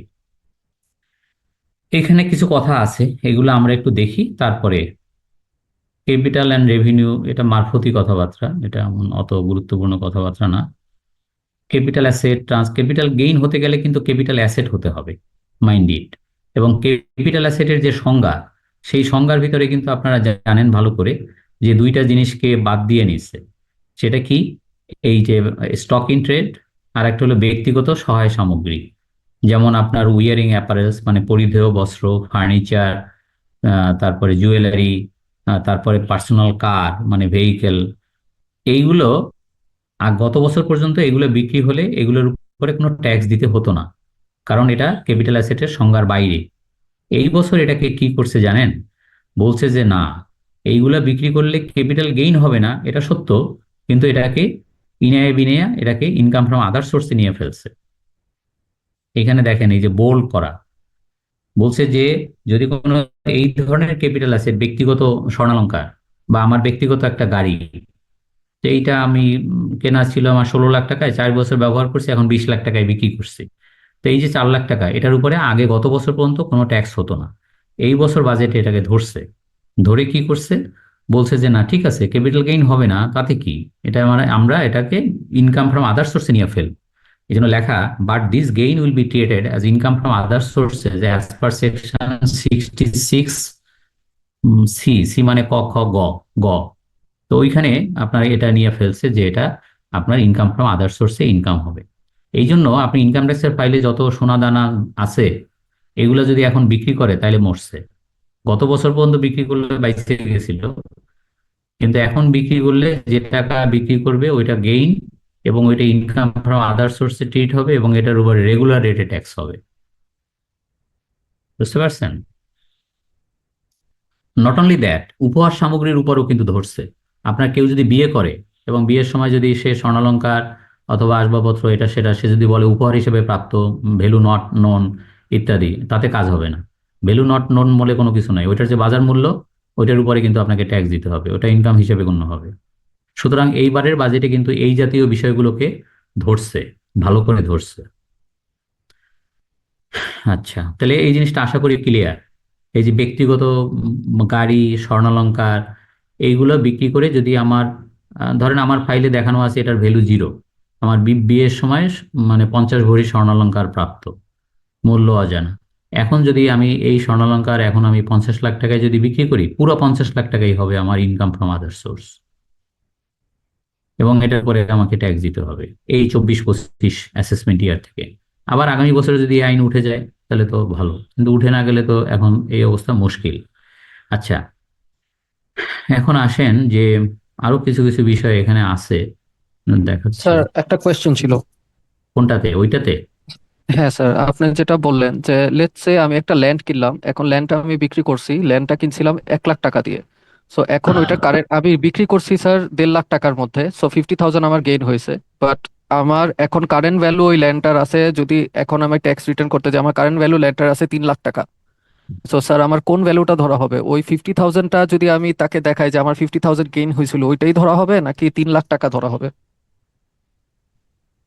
আমি পড়াচ্ছি কি, আপনি কোথায় চলে গেলেন? আমি পড়াচ্ছি ব্যক্তিগত সহায় সামগ্রী, আপনি চলে গেলেন ল্যান্ডে। যাই হোক, না আমার স্যার, নেন, আমি যাব, অসুবিধা নাই, কিন্তু আপনি গেইনের জন্য জিজ্ঞেস করলাম স্যার। জমিতে চলে গেলেন কেন আমি বুঝলাম না। জমির ব্যাপারটা তো ভেরি ভেরি ভেরি সিম্পল। আমার 1 লাখ টাকা একটা স্যার জমি। এটা জাস্ট একটা এক্সাম্পল দিলাম আর কি, যদি এরকম কোনো গেইন হয় যে যেটা পরে আর কি আহ, মানে বেশি ভ্যালুতে কারেন্ট ভ্যালুটা আছে বাট আমি কম ভ্যালুতে সেল করেছি, ওটা যদি আমি হিসাব দেখাতে পারি তাহলে কি আমার ভ্যালুটাই জাজমেন্টাল হবে নাকি? আমি পুরোটা জিনিসটা বুঝিনি, আমার কথাগুলো আগে ভালো করে শোনেন, তারপরে আপনার কথা আমি পরিষ্কার বুঝি নেই। আমার কথা শোনেন। সেটা হলো আপনি যেটা বলতেছেন যে 1 খণ্ড জমি আমি 1 লাখ টাকায় কিনছিলাম, এইটা এখন আমি 1.5 লাখ টাকায় বিক্রি করছি। তো জমি যেহেতু ক্যাপিটাল অ্যাসেট, এইটা আমি 1.5 লাখ টাকায় বিক্রি করছি, তার মানে আমার 50,000 টাকা ক্যাপিটাল গেইন। তো এখন এটা সাব রেজিস্ট্রারকে বলা আছে যে এইটা যখন আপনার দলিল হবে, ওই দলিল মূল্যের উপরে একটা ট্যাক্স টিডিএস করে রাখবে, এবং ওইটাই আপনার final settlement of tax liability. আপনার এই জমি বিক্রি থেকে উদ্ভূত মূলধনী মুনাফার উপরে আপনাকে নতুন করিয়া আর 1 টাকাও কর পরিশোধ করিতে হইবে না। This is law. এখন আপনি বলেন ইনে বিনে কি বলতে চাচ্ছেন, আমি কিছুই বুঝিনি, এখন বলতে পারেন। স্যার আমি বাজার ল্যান্ড মূল্য, জাস্ট ওইটার একটা বাজার মূল্য এক্সাম্পল। দিয়ে, ওই লটা হয়তো পড়া নাই আর কি। না না, এখন এটার বাজার মূল্য এটা স্যার এক সময় ইনক্লুড করছিল, পরে আবার বাদ দিছে। কি কি মানে ওই গেইনের উপর ট্যাক্স দিতে হবে, প্রথমে একটা বাজেটে ইনক্লুড করছিল, পরে আবার ওই বাদ দিছে আর কি, যে রেস্ট্রিকশন ট্যাক্স দিলে এখন পরে আর দেওয়া লাগবে না না সেটা। না, সেটাই আর কি, পরে আরো এটা বলছে চূড়ান্ত, যেটা কাটা আছে ওইটাই চূড়ান্ত। জি এখন এটা, আচ্ছা এখন ঠিক আছে আমি বিক্রি করছি 1.5 লাখ, আসলে এটা হওয়া উচিত ছিল 3 লাখ। ওই সমস্ত কথা বললে কোনো লাভ নাই, এটার বাজার মূল্য কত ওদের আপনার কি দরকার? স্যার আমার একটা প্রশ্ন ছিল। হুম। এই যে উত্তরাধিকারী সূত্রে যে যে ইয়াগুলা যে জমিগুলা পায় পিতার থেকে বা দাদার থেকে বংশ পরম্পরা, ওইটা তো আমাদের ফাইলে দেখানো থাকে না অনেক সময়। সেই সেই বিক্রির টাকা যদি আমরা ফাইলে দেখাই, সেখানে তো আর ট্যাক্স হবে না, ওই গেইন ট্যাক্সে ওইটা কভার করবে। না, ট্যাক্স তো হবেই। আপনি উত্তরাধিকার সূত্রে একটা জমি পাইছেন, এই জমিটা আজকে বিক্রি করছেন, বিক্রি করার জি সময় সাব রেজিস্ট্রার তো আপনার খাবলায় ধরবে, আপনার ট্যাক্স তো নিয়ে ওইখানে নেবে। ওইখান তো 4% নিয়ে দেবো, ওই ট্যাক্সই তো আমার ফাইনাল ওইটাই সেটেলমেন্ট। চূড়ান্ত, আপনার আর কোনো ট্যাক্স দিতে হবে না। এরকম আমাদের 5টা খাত আছে যে চূড়ান্ত। টিডিএস যখন পড়াবো তখন দেখবেন যে মানে কোন কোন টিডিএসটা চূড়ান্ত করদায় হিসেবে গণ্য হবে। তার সেটা কি ফাইনাল স্যার ওই যে ট্যাক্স। হুম। স্যার সেটা কি স্যার সঞ্চয়পত্রে ইয়ার মতো ওইটাকে ওই ট্যাক্সের এভিডেন্স কি দেখাইতে হইব যে না, এটা আমাদের কাছে কাইটা রাখছে, তা তো ওইটা বটে, আমরা দলিলের ফার্স্ট পেজেই থাকে এআইটি ওই দলিলের এই লেখা থাকে যে আপনার কাছ থেকে কি কি মানে কাইটা দলিল রাখছে। খরচ। হ্যাঁ হ্যাঁ, সব থাকে, চিন্তা নাই, চিন্তার কোনো কারণ নেই। আর ওই জমিটা যদি আমার ফাইলে দেখানো না থাকে, কোন যেটা নাই ওটা নিয়ে কথা কয়ে লাভ কি? যেটা নাই না আছে, এটা তো যেটা এইটা নিয়ে কন। এখন যেটা নাই না এটা স্যার, আমি কি করব? স্যার না এটা তো স্যার উত্তরাধিকারী সূত্রে পাওয়া যাবে। তো যে সূত্রেই পাওয়া হোক, এটা তো ফাইলে দেখানো উচিত ছিল, তাই না? ধরো না ধরো এখন না যার এখন কাছ থেকে পাইছে ওনার ফাইল ছিল না, কিন্তু ওনার ছেলের ফাইলে যদি আনে সেক্ষেত্রে কি আনা যাইবে? তো হবে না। এখন কি বলে না বলে, বাপ মারা গেছে, বাপের ফাইলে ছিল না, বাপের ফাইল থাকতে হবে এরকম কোনো আইন আছে নাকি? বাপ মারা গেছে, বাপ ডেথ সার্টিফিকেট, সাকসেশন সার্টিফিকেট দিলেই ছেলের ফাইলে চলে আসবে। ঠিক আছে, কিন্তু স্যার বাপ ছিল স্কুল টিচার, কিন্তু ওনারা ওই সময় এটা ঢুকাই নাই ফাইলে। এখন ছেলে এটা কে? ঢুকাবে কেমনে? বাপের তো ফাইলই নাই, কি কয় না কয়।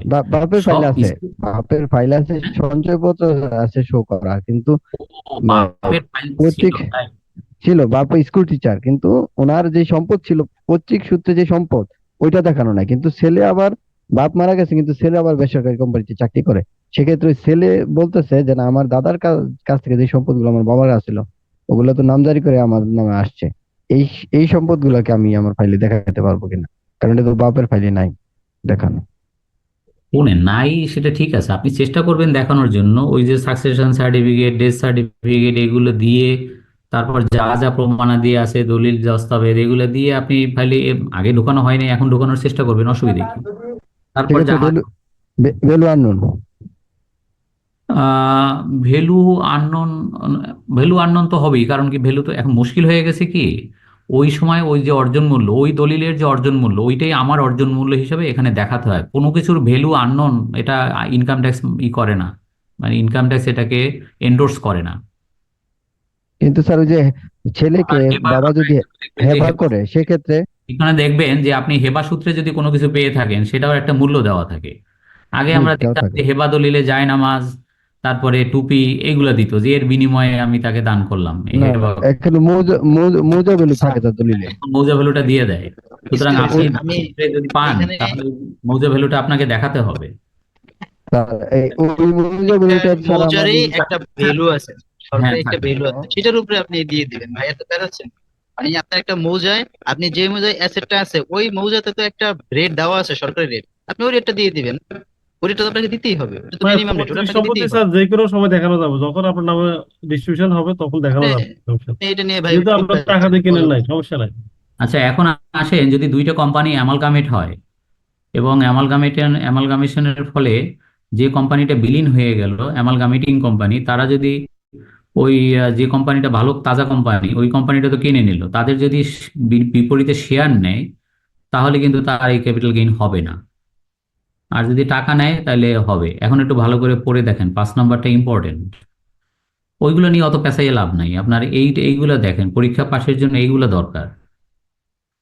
আচ্ছা, in a case where company A amalgamates with and merges into company B, and the shareholders of company A are allotted shares in company B, a question arises whether those shareholders would be liable to capital gain tax. The answer is no, as because capital gain tax would not be payable unless the amalgamation involves sale or exchange or a relinquishment of an asset or the extinguishment of any right. It is clear that amalgamation would not involve any sale or transfer or exchange either. So there is no question of gain tax. The allotment of shares by a company cannot be regarded as a transfer of property by that company. সুতরাং এটা হবে না যদি share নিয়ে থাকে। কিন্তু যদি cash নিয়ে থাকে তাহলে খবর আছে। সেটা হলো নিচের লেখা। If capital gain arises from any transfer of capital asset in a scheme of amalgamation, then gain tax will not be applicable as per 8th schedule para 2 of ITA 2000. But if the consideration received by the shareholders of the amalgamating company মানে যেটা বিলীন হয়ে যাচ্ছে, যেটা merge হয়ে যাচ্ছে, in any manner other than share of the amalgamated company shall be subject to applicable gain tax, মানে 15% এর যে কথা আর কি। এইটা তো এইটা একটু বোঝার বিষয়, দেখার বিষয়। সেটা হলো যে কোম্পানিটা বিলীন হয়ে যাচ্ছে, যে কোম্পানিটা দুর্বল কোম্পানি, লোকসানি কোম্পানি, সেটাকে বলা হয় অ্যামালগামেটিং কোম্পানি, মানে বিলীন হয়ে যাচ্ছে। আর অ্যামালগামেটেড মানে যার সাথে বিলীন হয়ে যাচ্ছে, সেটার নাম হলো অ্যামালগামেটেড কোম্পানি। এখন অ্যামালগামেটেড কোম্পানি তো টাকা দিবে ওই অ্যামালগামেটিং কোম্পানির যারা শেয়ার হোল্ডার তাদেরকে, যে তোমার কোম্পানিটাকে আমরা টেক ওভার করে নিচ্ছি। এখন নিয়ে যদি টাকা দেয় তাহলে গেইন হবে, ক্যাপিটাল গেইনের বিষয়ে আশ্রয় থাকে, এবং সেই ক্যালকুলেশনটাও এখানে দেওয়া আছে যে কত টাকা তাহলে ক্যাপিটাল গেইন হবে, কিভাবে ক্যাপিটাল গেইনটা নিরূপণ হবে, সেটা 6 নম্বর। কিন্তু এখানে একটা কথা বলি, সোজা কথা, শেয়ার নিলে কোনো ক্যাপিটাল গেইন ট্যাক্স দিতে হবে না ওই শেয়ার হোল্ডারকে, যেটা বিলীন হয়ে যাচ্ছে ওই কোম্পানির যারা শেয়ার হোল্ডার, তারা যদি অ্যামালগামেটেড কোম্পানির শেয়ার নিয়ে ওইটার মালিকানা অর্জন করে ফেলে তাহলে তাদের গেইন ট্যাক্স আসতেছে না। কিন্তু যদি ক্যাশ টাকা নিয়ে থাকে তাহলে গেইন ট্যাক্স দিতে হবে। এখন আসেন যে ক্যাপিটাল গেইনটা 6 নম্বর। ক্যাপিটাল গেইনটা তাহলে কিভাবে হিসাব হবে? Calculation of capital gain from transfer of business. এই যে একটা ব্যবসা মানে হয়ে যাচ্ছে, capital gain from transfer of business or undertaking shall be computed after deducting the following from the full value of the consideration: the book value of asset minus liabilities as on the date of transfer and any expenditure incurred solely in connection with the transfer. একটা ব্যবসা যখন business যখন একটা বিক্রি হয়ে যায়, তার ওই যে নেট অ্যাসেট ভ্যালু, যেটা যেমন নেট অ্যাসেট ভ্যালু থেকে আপনার কোনো খরচ যদি কানেক্টিং এক্সপেন্ডিচার থাকে ওটা বাদ দিলে যেটা তার থেকে যেটা বেশি মূল্য পাবে সেটাই হচ্ছে ক্যাপিটাল গেইন, সোজা কথা।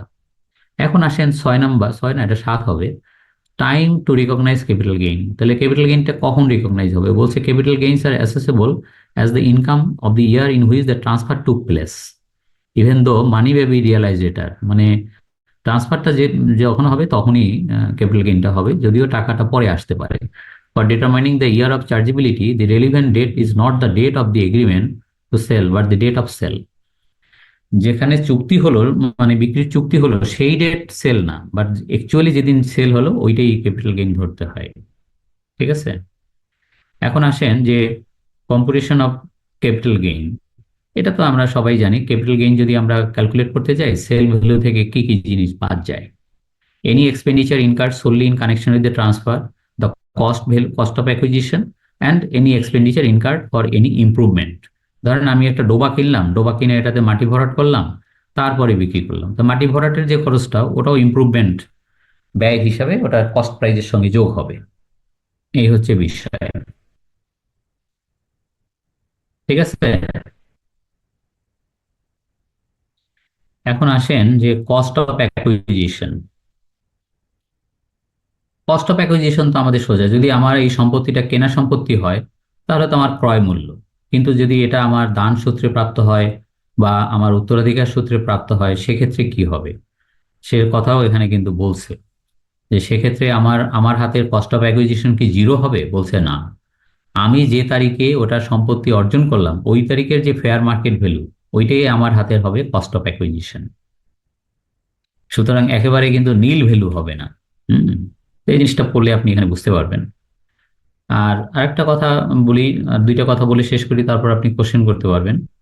সেটা হলো যে ডিসিটির কাছে আপনি যে দামে, ওই যে বললেন না একজন আমি জমি বিক্রি করছি 1.5 লাখ টাকায়, আমার এটা 1 লাখ টাকায় কেনা ছিল, ডিসিটি যদি এটা বিশ্বাস না করে যে এই জমির দাম এটা হতেই পারে না, ডিসিটি যদি ওটা fair market value 15% higher estimate করে তাহলে তাকে আইজিসিটির পারমিশন নিয়ে করতে হবে। আর যদি সে মনে করে এই জমি 1.5 লাখ টাকা হতেই পারে না, এটার দাম হবে 5 লাখ 10 লাখ টাকা মিনিমাম, সে তখন এনবিআর কে অ্যাপ্রোচ করতে পারে, যে গভর্নমেন্টকে অ্যাপ্রোচ করার জন্য যে এই জমিটা কিনে নেওয়ার জন্য। তো তার মানে যে জমি কিনছে সেই জমি রাখতে পারবে না যদি সরকারের ওখানে চোখ পড়ে, বুঝতে পারছেন? সরকার তখন এটাকে অ্যাকোয়ার করে নিতে পারে। এটা যাই হোক, এটা মারফতি কথাবার্তা। বাস্তবে আমরা এই যে 10 নম্বরটা দেখতেছেন এটা সুন্দর দেখায়, মানে এখানে বলা আছে এটা আগের আইনেও ছিল কিন্তু বাস্তবে নাই। বাস্তবে ডিটারমাইন কে কিভাবে করে? একজন ডিসিটি কি আছে যে সে বলবে না আমি এটা বিশ্বাস করি না, এটার দাম এই হতে পারে না, এটা ওটা। এই যে offer to buy the capital asset by the government, মানে যদি 25%-এর বেশি ভ্যালু ডিসিটি মনে করে, সে মানে সরকারকে করতে পারে, অ্যাপ্রোচ করতে পারে স্যার একটু কেনার জন্য। রিপিট করলে ভালো হয়, একটু একটু বুঝতে, কোনটা? 10 নাম্বারটা একটু রিপিট করলে ভালো হয় স্যার। 10 নম্বর আমার মনে হয় না যে রিপিট করে সময় নষ্ট করার কোনো দরকার আছে। এটা আপনার পরীক্ষা পারপাসে মোটেই ইম্পর্টেন্ট না। শুধু এটুকু মনে রাখবেন যে আমি যে 1.5 লাখ টাকায় জমি বিক্রি করছি, সেটা যদি ডিসিটি মনোভূত না হয়, ডিসিটি যদি মনে করে এখানে তার বিশ্বাস করার কারণ থাকে, যে না এই জমি 1.5 লাখ টাকায় বিক্রি করতেই পারে না, এটা অনেক লো কস্টে বিক্রি হচ্ছে, সে কিন্তু ওটার ভ্যালু সে কিন্তু করতে পারে, ক্যাপিটাল গেইনটা রিকম্পিউট করতে পারে, এই এখতিয়ার তাকে দেয়া আছে। আর যদি দেখে 25%-এর বেশি হয়, তখন এনবিআর এর মাধ্যমে সরকার বাহাদুরকে অ্যাপ্রোচ করতে পারে এই জমিটা কিনে নেওয়ার জন্য। এটা খুব দাম কম, এটাকে কিনে নেওয়া উচিত। মানে যাই হোক আর কি, আজগুবি কথাবার্তা। এইটাই 11 নম্বরে বলছে, offer to buy the capital asset by the government. তো খাইয়ে দেওয়ার কাজ নাই যে ডিসিটি এখন বৈশাখ মানে সরকার বাহাদুরকে চিঠি লিখবে যে আপনি এই জমিটা কিনে নেন, আমার একজন এসএসসি অনেক কম দামে কিনছে, আমার কাছে মনে হয়েছে এটা অনেক কম। এগুলো আইনে কেন আছে জানি না, যাই হোক এটা হয়তো ওইটাকে ঠেকা দেওয়ার জন্য এরকম ছিল। তারপরে 12 নম্বরটা দেখেন। 12 নম্বরে tax free capital gain in case of transfer of capital asset of a firm to a new company. কোনো পার্টনারশিপ ফার্ম তার সমস্ত অ্যাসেট যদি কোম্পানিকে দিয়ে দেয় এবং তার বিপরীতে শেয়ার নিয়ে নেয়, কোম্পানির শেয়ার, তাহলে তার যে গেইন হলো এই গেইনটা ট্যাক্স ফ্রি হবে। ধরেন একটা পার্টনারশিপ ফার্মের একটা জমি আছে সাভারে বা গাজীপুরে, তো তাদের জমিটা পুরোটাই একটা নতুন কোম্পানিকে দিয়ে দিচ্ছে, নতুন কোম্পানির নামে লিখে দিচ্ছে, লিখে দিয়ে তার বিনিময়ে টাকা নেয় এবং ওই দলিলে লেখা আছে যে এর বিনিময়ে আমরা কোম্পানির শেয়ার নেব, আমরা কোম্পানির মালিক হব। তাহলে কিন্তু তারা ওই মুহূর্তে গেইন ট্যাক্স থেকে মুক্তি পাবে। বুঝতে পারছেন? এখন আসেন 13 নাম্বার। 13 নম্বরে হচ্ছে আপনাদের নাম্বারে কোনো কোশ্চেন থাকলে আমি আবার ফিরে আসবো, অসুবিধা নেই। তারপরে আসেন যে গেইন ট্যাক্সের রেট কি, সেটা এক নজরে একটু দেখেন। কোম্পানির গেইন ট্যাক্সের রেট হচ্ছে 15% ডাইরেক্ট।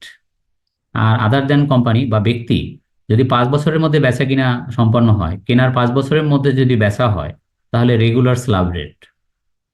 আর যদি 5 বছর পরে বিক্রি করা হয় তাহলে ডাইরেক্ট 15%। এই হচ্ছে কিন্তু আপনার একজনে জিজ্ঞেস করছিলেন যে ক্যাপিটাল গেইনের ট্যাক্স রেট কত, 15 কিনা। 15 না, 15 হলো কোম্পানির, আর ব্যক্তিরও 15 যদি 5 বছর পরে বিক্রি করে। আর 5 বছরের মধ্যে বিক্রি করলে এটার জন্য আর আলাদা রেট নাই, এটা মিলেমিশে একাকার, তার মানে স্ল্যাব রেটে হবে। লাস্ট কথা যেটা বলে আমি মানে আপনার কোশ্চেন অ্যান্সারে চলে যাব, আজকের মতো শেষ হবে আর কি, সেটা হলো শেয়ার মার্কেট। শেয়ার মার্কেটে যারা নর্মাল শেয়ার হোল্ডার, যারা ব্যক্তি করদাতা, ব্যক্তি করদাতা, এখানে ব্যক্তিটা ভুলে লেখা হয়নি, কারেকশন করে দিতে হবে। অ্যাজ পার 6 শিডিউল পার্ট 1 প্যারা 36, capital gain from sale of share of listed companies is tax exempted up to 5 lakh টাকা। ফর ইন্ডিভিজুয়াল না, ইন দ্য হ্যান্ড অফ, এখানে দিতে হবে, লেখা তো ওঠে না, কি জানি, যাই পর লিখতে হবে। এটা হলো ইন দ্য হ্যান্ড অফ, মানে এই কি বলে, ইন্ডিভিজুয়াল স্যার শেয়ার। 50 লাখ টাকা তো এখানে লেখা। হ্যাঁ কি স্যার 50 লাখ টাকা লেখা আছে এখানে, 5 লাখ টাকা না, জি না, 5 লাখ না, 50 লাখ ঠিকই আছে। কি বলেন আপনি এটা? না স্যার, আপনি বলছেন স্যার 5 লাখ টাকা ও না, ওটা হয়তো ভুলে বলছি, 50 লাখ। আমাদের জি স্যার। না, ওটা হয়তো মানে ভুলে বলছি। তো যেটা লেখা আছে ওটা ঠিক আছে, কিন্তু এখানে যেটা লেখা নাই সেটা হলো, এটা হলো জেনারেল পাবলিক, মানে আম জনতা আর কি, মানে sponsor share holder, placement share holder, তাদের হবে না, তাদের আবার 50 লাখ টাকা করমুক্ত না, তাদের 1 টাকাও করমুক্ত না। বুঝছেন? স্যার জিনিসটা বুঝি না, যদি আরেকবার একটু বলতেন। কোনটা কোনটা বোঝেন নাই? স্যার যেটা এখন এইমাত্র বলছেন স্যার, এইমাত্র যেটা বলছি সেটা হলো আম জনতা, লেখেন আম জনতা 50 লাখ, আদার দেন আম জনতা নো ট্যাক্স ফ্রি, কোনো ট্যাক্স ফ্রি নেই। এখানে তো স্যার সেকেন্ডারি শেয়ার বুঝেছে। হ্যাঁ, সেকেন্ডারি শেয়ার, সেকেন্ডারি প্রাইমারি সব শেয়ার, লিস্টেড কোম্পানির শেয়ার হলেই হবে। স্যার গত বছর তো কোন এরকম 50 লাখের লিমিট ছিল না, এটা তো মনে হয় ছিল ফুল না, ছিল স্যার। ভুল ছিল না, এটা নতুন লিখছি, আজকে লিখছি আমি। মানে ভুল না স্যার, ফুল ফুল মানে ফুল ছিল যত টাকাই হোক। সব তাই এক্সাম্পটেড ছিল, সম্পূর্ণটা এক্সাম্পটেড ছিল। আমার এই 14 নাম্বারটা অনেক বড় ছিল, পুরা এসআরওটা এখানে তুলে 5, 10 করমুক্ত অনেক কিছু ছিল, সব মুছে ফেলছি, মুছে ফেলে আজকে লিখছি এটা 50 লাখ। স্যার আদার দেন আমজনতা কে কে আছে স্যার? ও আছে, লিখে রাখেন, sponsor share holder, placement share holder, company share holder, লেখেন এগুলো। স্যার, আবার ওনাদের ফাইন্যান্সিয়াল ইনস্টিটিউটও তো মনে হয় ছিল নাকি? স্যার এই যে 50 লাখ টাকা, স্যার এই 50 লাখ টাকা কি সেলের কথা বলতেছেন না গেইনের কথা বলতেছেন স্যার? গেইন, গেইন লেখাই আছে গেইন, আপনি পড়বেন না, লেখাই তো ক্যাপিটাল গেইন। স্যার যে ক্ষেত্রে বোনাস শেয়ার পাওয়া যায় সেক্ষেত্রে কি বোনাস শেয়ারটা কি ক্যাপিটাল গেইন হিসেবে কনসিডার হবে? না না না। স্যার হুম। কোম্পানির ক্ষেত্রে যেটা ক্যাপিটাল গেইন হবে সেটা তো আগে 20%, 10% দেওয়া লাগতো, এবারও কি 10%ই আছে? না, 15%। রিয়েলাইজ গেইনের উপর 15% ট্যাক্স দিতে হবে? খারাপ লাগতে পারে, বাট এটাই ল, আপনার হাতে আর ওই খারাপ। যে স্পন্সর ডিরেক্টর হলে স্যার? একই 15। সেই দিন নাই, সেই দিন নাই, এখন এটা নতুন বাংলাদেশ। স্যার ন্যাচারাল পারসন ছাড়া সবাই 15। হুম, বলেন এনি কোশ্চেন।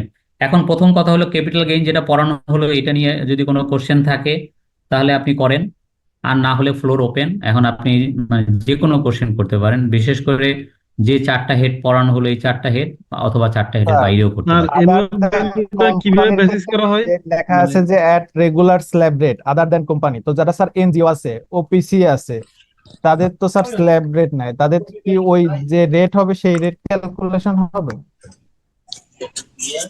কেন ওপিসিডি কোম্পানির বাইরে? কি বলে ভাই না বলে, এনজিও আছে না, এনজিও তো আর কোম্পানি এনজিও না। কোম্পানি তো আপনি জানেন না যে এনজিও কোম্পানি, আপনার কোম্পানি ডেফিনেশনের ভিতরে এনজিও আছে, কি বলেন না আপনি? স্যার আর একটা ইস্যু সেটা চেক করতে হয়। উনি বুঝে নাই, কোম্পানির ডেফিনেশনের ভিতরে এওপি আছে, এনজিও আছে, আপনি তো জানেন না যে কোম্পানির ডেফিনেশনে সব ঢুকাই ফেলছে। তা বলতে পারেন কোম্পানির বাইরে কেডা? কোম্পানির বাইরে আছে 3 জন ব্যক্তি, পার্টনারশিপ ফার্ম, হিন্দু আনডিভিডেড ফ্যামিলি। তহবিল আছে না?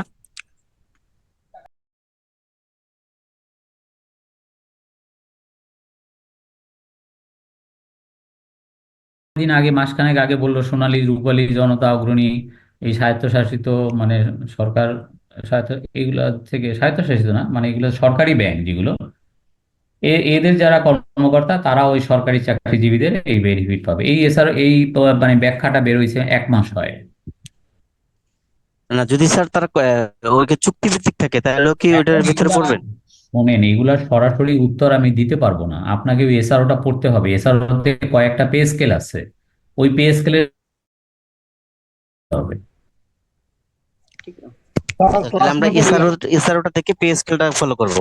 হ্যাঁ, ওই এসআরওতে বলা আছে যে আপনার সরকারি পে স্কেল 2015 এর আওতায় যারা পড়ে, তারপরে বিডিআর এর এত, বিডিআর বিদ্রোহ না, বিডিআর এর এত, তারপরে সেনাবাহিনীর এত, এইরকম বেশ কিছু বলা, তাদের স্কেল আলাদা, ওই স্কেলগুলো সব রেফারেন্স হিসাবে, এই স্কেলগুলোর মধ্যে যারা পড়বে তারা সরকারি ওই ওই বেনিফিট পাবে আর কি। উপসামগ্রী একটা কোশ্চেন ছিল স্যার। হ্যাঁ, কোত্থেকে? স্যার উপহার গিফট সম্পর্কে স্যার, ওই যে বিবাহতে বা বিভিন্ন অনুষ্ঠানে যে আমরা উপহার পাই, স্বর্ণ অলংকার বা আদার্স যেগুলো আমরা পাই। হ্যাঁ স্যার ওখান থেকে স্যার ওখান থেকে আমার একটা কোশ্চেন হলো, আমরা যখন উপহার সামগ্রী পাচ্ছি, যখন বিক্রি করতেছি তখন আমাদের ক্যাপিটাল গেইন হচ্ছে স্যার, ওটার উপর আমরা একটা ট্যাক্স দিচ্ছি, কিন্তু যখন আমরা পাচ্ছি উপহারটা তখন ওটার উপর স্যার কোনো ট্যাক্স বা ক্যাপিটাল গেইন কেমন হবে? হবে, তাই তো বলছি আপনাকে। স্যার একটা আমি মিস করছিলাম স্যার এই কথাটা, যখন তারা এখন বিয়ে শাদী করবে তারা খুব সাবধান। আগে তো আমরা ফাইলে দেখছি সোনা দানায় ভরে গেছে, এই বাংলাদেশে যত সোনা ইনকাম ট্যাক্সের ফাইলে আছে এত সোনা বাংলাদেশে নাই, বুঝছেন তো? এখন যেটা হবে, এই সোনা সব বন্ধ হয়ে যাবে। এখন আর বিয়ের সময় কোনো সোনা দানা পাওয়া যায় না, কারণ পাইলেই ট্যাক্স দিতে হবে, পাইলে তার বাজার মূল্যে ট্যাক্স দিতে হবে। জি sir, sir clear. Sir clear? আমার একটা কোশ্চেন ছিল ইনকাম ফ্রম এমপ্লয়মেন্টের স্যার। তো ওই যে হ্যাঁ, স্যার আমাদের পিএল এর বইতে 2 নাম্বার ওয়ার্ক এক্সাম্পলে একটা ইয়ে আছে স্যার, ইনকাম ফ্রম এমপ্লয়মেন্টের একটা হেড দিছে মেডিকেল অ্যালাউন্স 5,000 টাকা পার মান্থ। আবার সাইডে লেখছে sir his actual expense is more than this, তার চাইতে বেশি। কিন্তু স্যার এই তার এমপ্লয় যখন ক্যালকুলেশনে আসছি আমরা টোটাল ইনকামে, এখানে স্যার মেডিকেল অ্যালাউন্সটা আনে নাই। এটা কি স্যার কোনো রিজন আছে এই যে বেশি হওয়ার কারণে তার অ্যাকচুয়াল এক্সপেন্সটা? না, এটা গতবারে, এটা তো আমার মনে হয় গতবার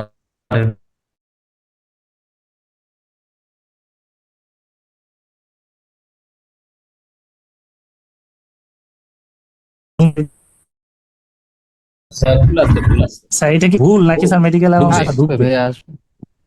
ওকে স্যার, থ্যাংক ইউ স্যার। আরেকটা স্যার ওই যে আমরা মাঝে মাঝে স্যার ওই যে ইনকাম ফ্রম রেন্ট আছে না স্যার, ওইখানে ওই যে ডিমড ইনকামটা শো করে না, এই যে এই যেটা আমরা নেই যে expense allowable expense repair maintenance বাবদ, কিন্তু অ্যাকচুয়াল যেটা হয় ওই টাকাটা থেকে আর বাদ দেওয়ার পর বাকি যে অ্যামাউন্টটা ওইটা তো ডিমড ইনকাম হিসেবে অ্যাড করার কথা, কয়েকটা এক্সাম্পলে করে নাই। এটা কি স্যার ভুল করছে নাকি না করা না, লাগবে না? গতবারের আইনটা ওরকমই ছিল, এবারে পুরা ইনকাম ফ্রম রেন্ট টোটালটা চেঞ্জ। জি স্যার, তাহলে কি এটা স্যার ডিমড ইনকাম গতবারের বই যদি ফলো করেন, এবারেরটা ফলো না করে, তাহলে আপনার কোনো কিছুই পড়া হবে না। আচ্ছা বই চেঞ্জ করা হবে। স্যার হাউস বোর্ডের ক্ষেত্রে এখন ডিসিটি অ্যানুয়াল ভ্যালু কিভাবে নির্ধারণ করবে? কিসের ক্ষেত্রে? ইনকাম ফ্রম হাউস বোর্ডের ক্ষেত্রে আর কি। ও, সে যে রিজনেবল রেন্ট, জি জি, মানে যে একটা অ্যানুয়াল ভ্যালু নির্ধারণ করো না, সেটা কিসের বেসিসে মানে? এটা বাস্তবে যেটা করে সেটা হলো ডিসিটি বলে যে আশেপাশের বাড়ি যদি 120 টাকা স্কোয়ার ফিট হয়, এইটা 60 টাকা আমি মানি না। অথবা ইউজুয়ালি যেটা করে সেটা হলো ধর মতিঝিলের প্রপার্টি, মতিঝিলের সব এক সার্কেলে পায়।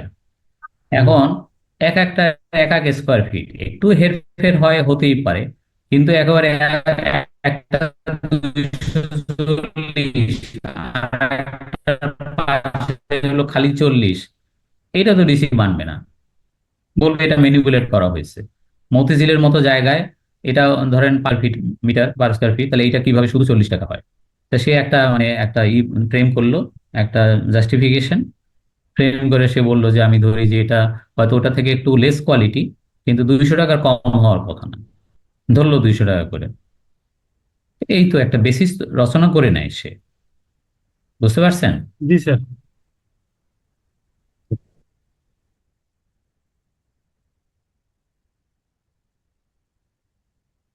বলেন, আর কোনো কোশ্চেন? স্যার আমার একটা কোশ্চেন স্যার। স্যার এবার তো পরিপত্র তো দেখলাম যে ফিনান্সিয়াল অ্যাসেসমেন্ট ইয়ার 2024-25 এবং 25-26 2 বছরের ট্যাক্স দিয়ে দিচ্ছে স্যার, এটার কি কোনো রিজন?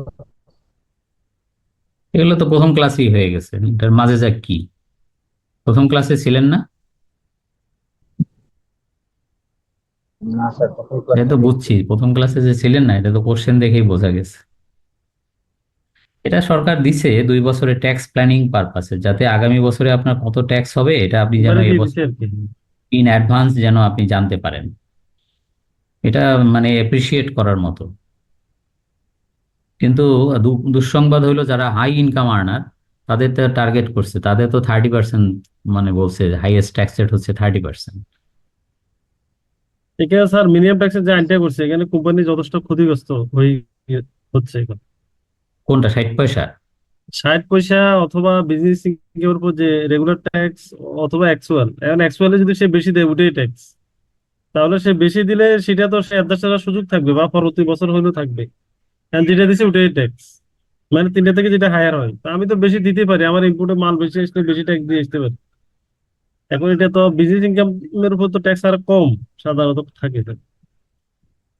এই ক্ষেত্রে রিফান্ডের কোনো সুযোগ নাই, মানে এটা কোম্পানি যথেষ্ট না, ক্ষতিগ্রস্ত হচ্ছে। মানে শুধু তাই না, এখন হয়েছে কি মানে রেভিনিউর জন্য একেবারে মরিয়া, একেবারে মানে ইনকাম ট্যাক্স রেভিনিউর জন্য কোম্পানির একেবারে মরিয়া। বিষয়ে তো ভাবতে হবে স্যার। শুধু তাই না, আমি তো আগের আইনে ছিল যে আপনি যদি একটা কোম্পানি ক্যাপিটাল মেশিনারি ইম্পোর্ট করে, হ্যাঁ, তো ওইটা তো তার যে ইনকাম নর্মাল ইনকাম সেটার সাথে সমন্বয় হবে, সমন্বয় না হলে বাকিটা রিফান্ড হবে, মানে ওটা না মিনিমাম ট্যাক্স না। কিন্তু এখন তো ক্যাপিটাল মেশিনারির উপরেও আপনি যে ট্যাক্স দিয়ে এআইটি দিয়ে বিল অফ এন্ট্রিতে আপনি নিয়ে আসছেন, দেখা গেল যে আপনার তো প্রোডাকশন শুরুই হয়নি, তা প্রোডাকশন শুরু না হওয়াতে আপনার কোনো ইনকাম নাই, বিজনেস ইনকাম নাই। এদিকে ক্যাপিটাল মেশিনারি আমদানি হয়েছে, সেটার উপরে তো ট্যাক্স কাইটা রাখছে ইম্পোর্ট স্টেজে, এখন ওইটার কি হবে? তো ওইটা তো ফেরত দিবে না আপনাকে, কারণ ওটা মিনিমাম ট্যাক্স। কিসের মিনিমাম ট্যাক্স? আমার আমার তো এগুলোর জন্য আপনারা কিছু করতে হবে আর কি স্যার। না না, এটা তো আমার বিজনেস ইনকাম কি, আমার বিজনেস ইনকাম হচ্ছে জিরো। জিরোর উপরে ট্যাক্স কত? জিরো। কিন্তু মেশিন আমদানির উপরে কাটা আছে কত? 2 কোটি টাকা। তাহলে 2 কোটি টাকা মিনিমাম ট্যাক্স। ওইটা আপনি মানে রিফান্ড ক্লেম করতে পারবেন না, বা ভবিষ্যতে ওই টাকা ক্যারি ফরওয়ার্ড হয়ে যে ভবিষ্যতে আমি বিজনেস ইনকাম হবে তার এগেনস্টে সমন্বয় হবে, তাও হবে না। স্যার আমাদের একটা বাস্তব অভিজ্ঞতা আছে, আমাদের কোম্পানিতে সোলার প্যানেল আনছে, সেক্ষেত্রে ওনারা তো ফ্যাক্টরিতে লাগানোর জন্য আনছে, সেক্ষেত্রে তো 5% ওনারা ট্যাক্স কাটবে না, কিন্তু তারা কেটে রাখছে। এখন অ্যাসেসমেন্টের সময় আমরা গেছি, সেখানে ওই 5% ট্যাক্স যে কেটে রাখছে, ওনারা ওটা রিবেট দিবে না। ওটা স্পিনিং মিল, ওনারা স্পিনিং মিলের টিডিএস যেহেতু এক্সপোর্ট ওরিয়েন্টেড, সেক্ষেত্রে ওই টিডিএস কেটে রাখছে, ওইটা ইয়া করেছে। আমরা আপিলে গেছি মতন, ওখানে ওনারা বলতেছে যে আপনার বিল অফ এন্ট্রিতে যদি ট্যাক্স অ্যাডভান্স ট্যাক্স কাটা থাকে, তো বিল অফ এন্ট্রি পরীক্ষা যাচাই করে ওই ট্যাক্স রিবেট দেওয়া হোক। এখন আমরা এই আপিল অর্ডার নিয়ে এসেছি, কিন্তু ডিসিটি ওইটার রিবেট দিবে না, মানে ট্যাক্স রিফান্ডেবল দিবে না। তারা বলতেছে এটা আমরা দিব না। তো এখন আবার এটা নিয়ে আবার ট্রাইব্যুনাল করতে হবে। তো এইটা যদি আমরা না পাই, তো এই যে 60 লাখ টাকা যা আমরা তো অ্যাসেট এর সাথে এডিশন করি নাই, সেক্ষেত্রে এই 60 লাখ টাকা কি আমরা কি করব? সামনে কি অ্যাসেট এর সাথে এডিশন করে দিব, নাকি এটা এটা আপনার কোন বছরে, ট্রাইব্যুনাল যেতে কোন হবে? অ্যাসেসমেন্ট ইয়ার এটা? এইটা হচ্ছে স্যার বিগত 2021-এর জুনে এরকম হয়েছে। তো তখনকার তো আগের আইন, আপনার ইনকাম ট্যাক্স অর্ডিন্যান্স যেটা, ওইটা জি, ওইখানে আমাদের ভুল করছে কি, কোম্পানি থেকে কাস্টমস যে সময় আপনার চট্টগ্রাম পোর্টে যে সময় ছাড়ায়, সেইখানে ওরা ওই এটা যে ইন্ডাস্ট্রিয়াল ইউজের জন্য আনতেছে, সেক্ষেত্রে ওই সোলার প্যানেলের ইন্ডাস্ট্রিয়াল ইউজের জন্য যদি আনতেছে, সেইখানে দেখাইলে ওই 5% টিডিএস কাটতো না। কিন্তু ওরা দেখায় নাই, ওরা কাটিয়ে রাখছে 5% টিডিএস কাটিয়ে রাখছে। আপনারা ওই ইয়াতে কি জানি কয় ইনকাম ট্যাক্স অ্যাসেসমেন্টের সময় এটা আপনি রিফান্ডেবল হবে। কিন্তু যেই কোম্পানির আপনার বিল অফ এন্ট্রিতে আসছে, ওই কোম্পানি হচ্ছে এক্সপোর্ট ওরিয়েন্টেড, ওর যেই ইনকাম হইতাছে ওইটা 1% ট্যাক্স অলরেডি কাইটা রাখে। সেক্ষেত্রে ওনারা ইনকাম এক্সিট করে না, মানে উপরে যায় না এই কাজে, এটার ইয়া করবে টিডিএস টা যে আমরা খাওয়াবো, কিন্তু ওইটা রিফান্ডেবল ওরা আমি দিতেছে। কথা বলতেছেন আপনি, আপনি আমার কথা শোনেন। সেটা হলো, এখন আপনি 21-22-এর জন্য ইনকাম ট্যাক্স অর্ডিন্যান্সের ওই সেকশনটা, যে সেকশন 53, ওই যে এআইটি ফ্রম ইম্পোর্ট, ওইটা দেখেন। ওইখানে একটা জিনিস আমার যেটা মনে পড়ে, যে শুধু কাঁচামাল আমদানির ক্ষেত্রে যদি এআইটি হয়, আপনার সেইটা মিনিমাম ট্যাক্স হবে না, ওটা রিফান্ডেবল হবে।